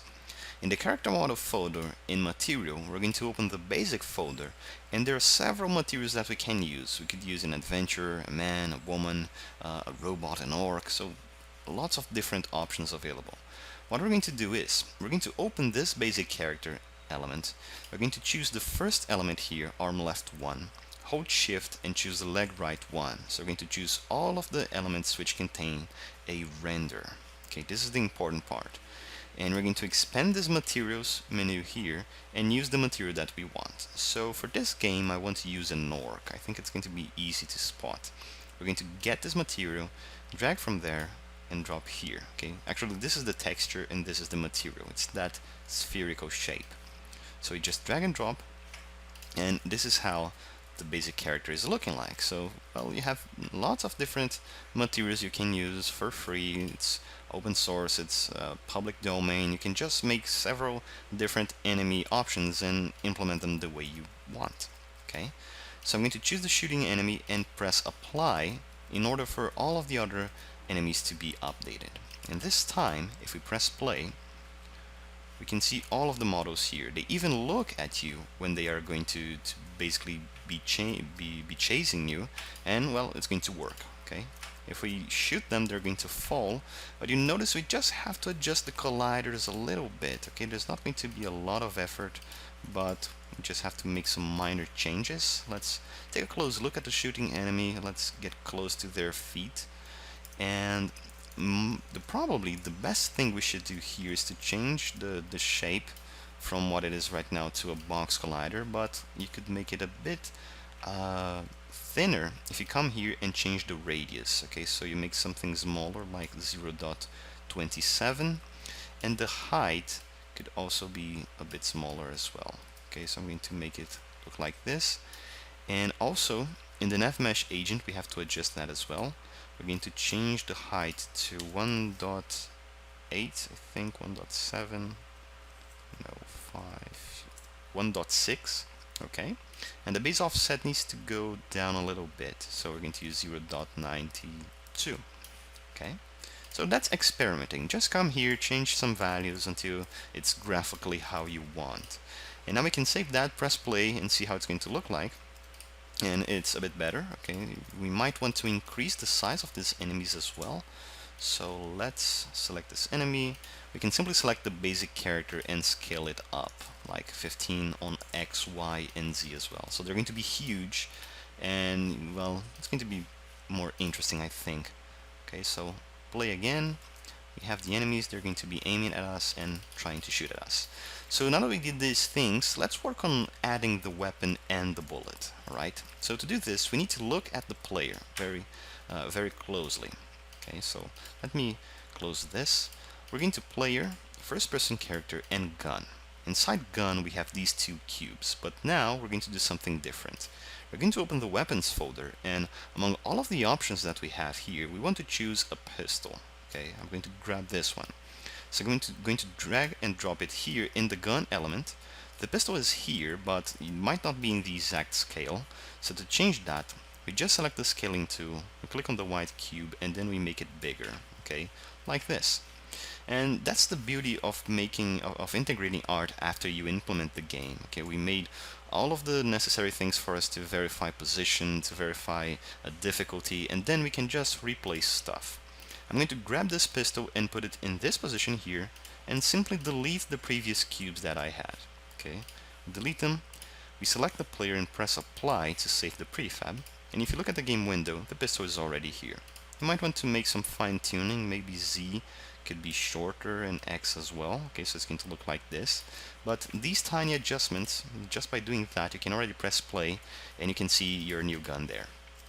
And what we have to do now is to change that bullet. Okay, and the weapons pack already contains other bullets for us to use. Okay, there are lots of ammo here, shotgun, sniper, Uzi, and well, machine gun, but we're going to use ammo pistol.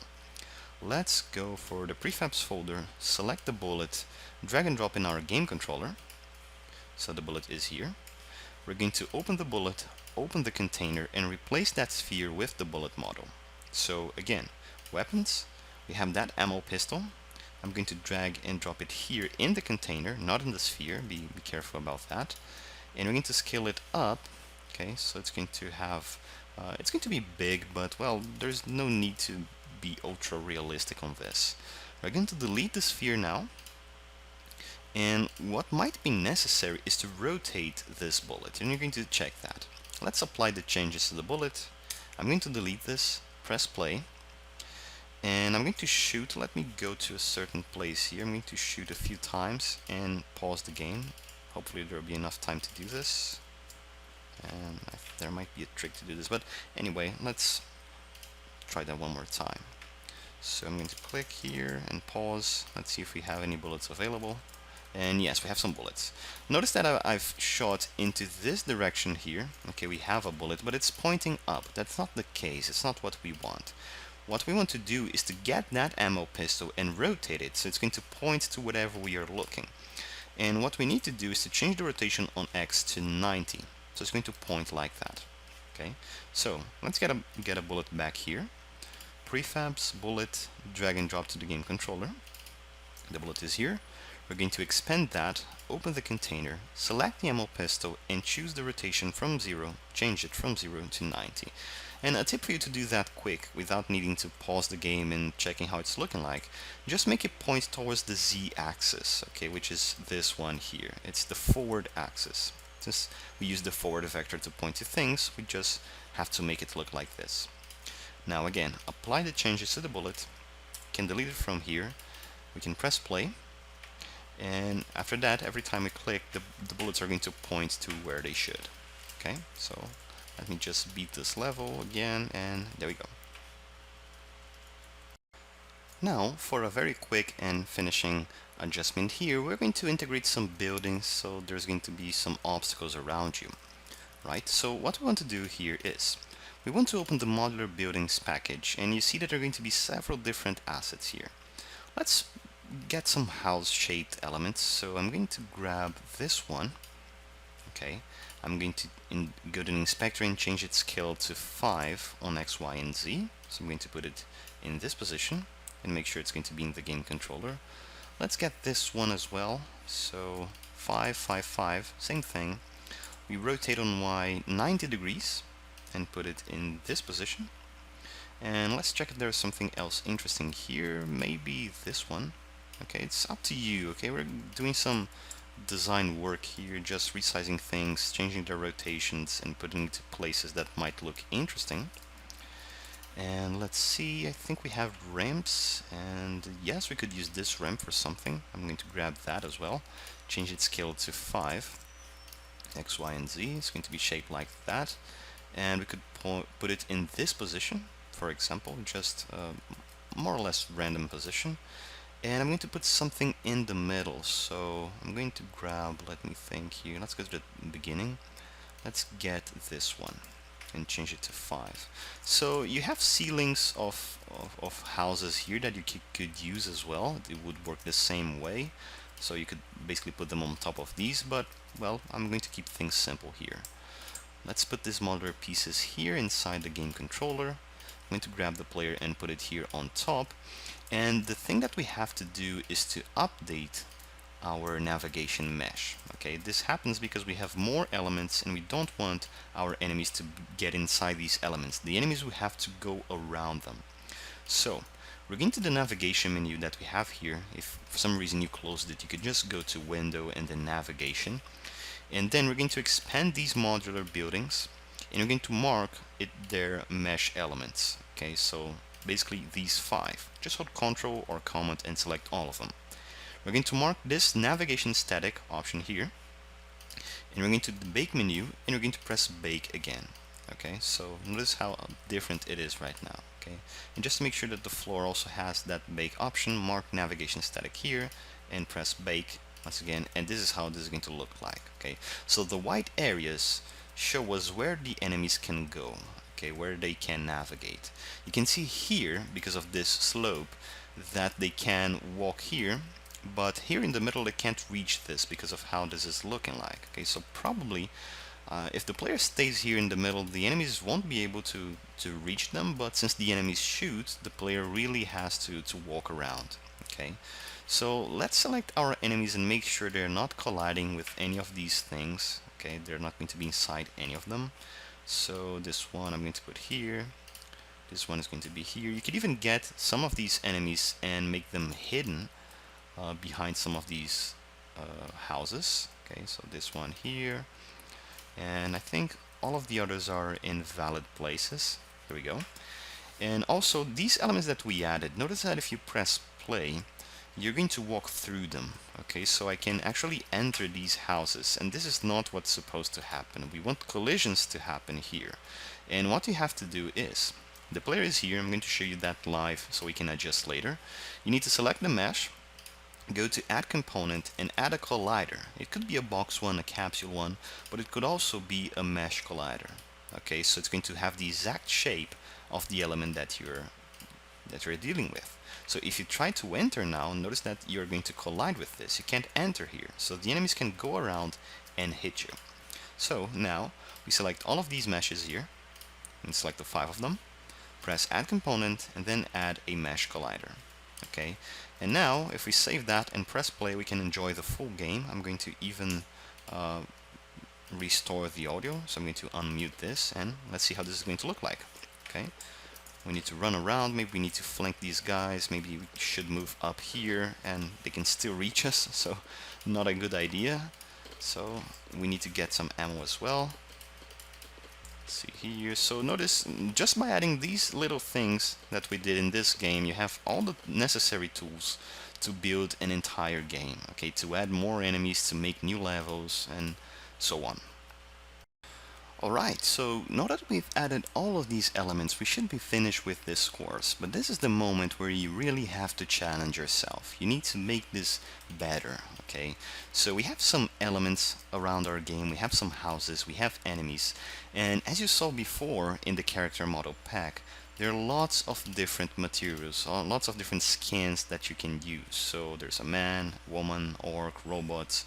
You should really use them to make new enemies, or maybe even make some friendlies that are going to shoot some zombies for you.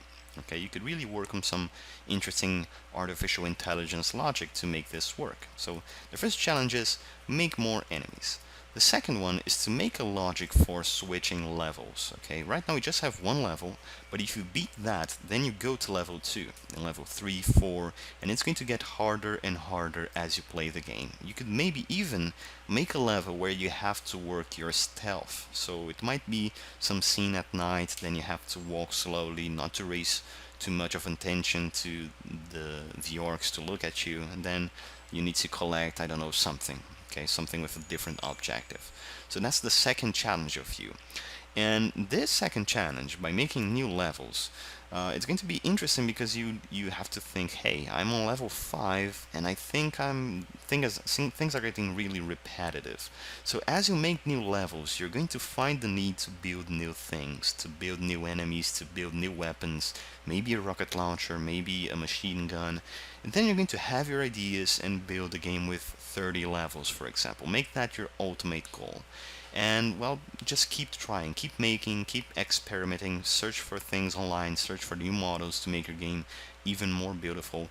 And it's basically like a race, okay? In the first kilometers you are going to be tired, you're not going to be motivated, but as you reach the end, as you see your game shaping up to something that looks good enough, it's fun enough and beautiful enough to be published in the asset stores like Google Play, App Store, for example, you're going to find that motivation to get your game out there. Okay, so this is it. I hope you enjoyed this course. My name is Glauco Pires for Mammoth Interactive, and I see you next time. Goodbye. Well done, you've reached the end of the course. Throughout the course, you were able to build using Unity your own first-person shooter game. I hope that you had a good time and that you learned a lot of good stuff. So just to recap what the learning goals were, so one of the main learning goals was for you to understand and utilize properly a first-person controller. So understand how to use that in Unity. We covered a lot of game mechanics that correspond to first-person shooter games. For example, you learned how to shoot bullets, how to kill enemies, how to implement these enemies that chase you, that attack you. And also, when it came to the bullets, we used an object pooling technique, which is very useful in all sorts of games when you're generating a lot of things and you need to get rid of them. That can take a big load of on the memory and also on the CPU, especially if those items need have like some complex initialization code that needs to be run again and again. That can definitely take a toll on the CPU. So it's good to use object pooling in these cases. You also learned how to implement enemy pathfinding AI using nav mesh, which as you saw is quite simple and at the same time quite powerful. So it's great having that in Unity for free to use. So about Zenva, as you know, we teach programming online. We taught to how to make games, how to code to over 200,000 students across multiple platforms, and many of those students have publish games and publish apps or use these skills to get a better job or to even start a company. So if you make anything with this course, if you publish your game, we would love to hear about it, and we are always happy to feature and share the projects that our students make. And remember that you can find free tutorials, that there's no sign up required or anything on gamedevacademy.org, our tutorial blog, so feel free to check that out. Well, it's time to say goodbye.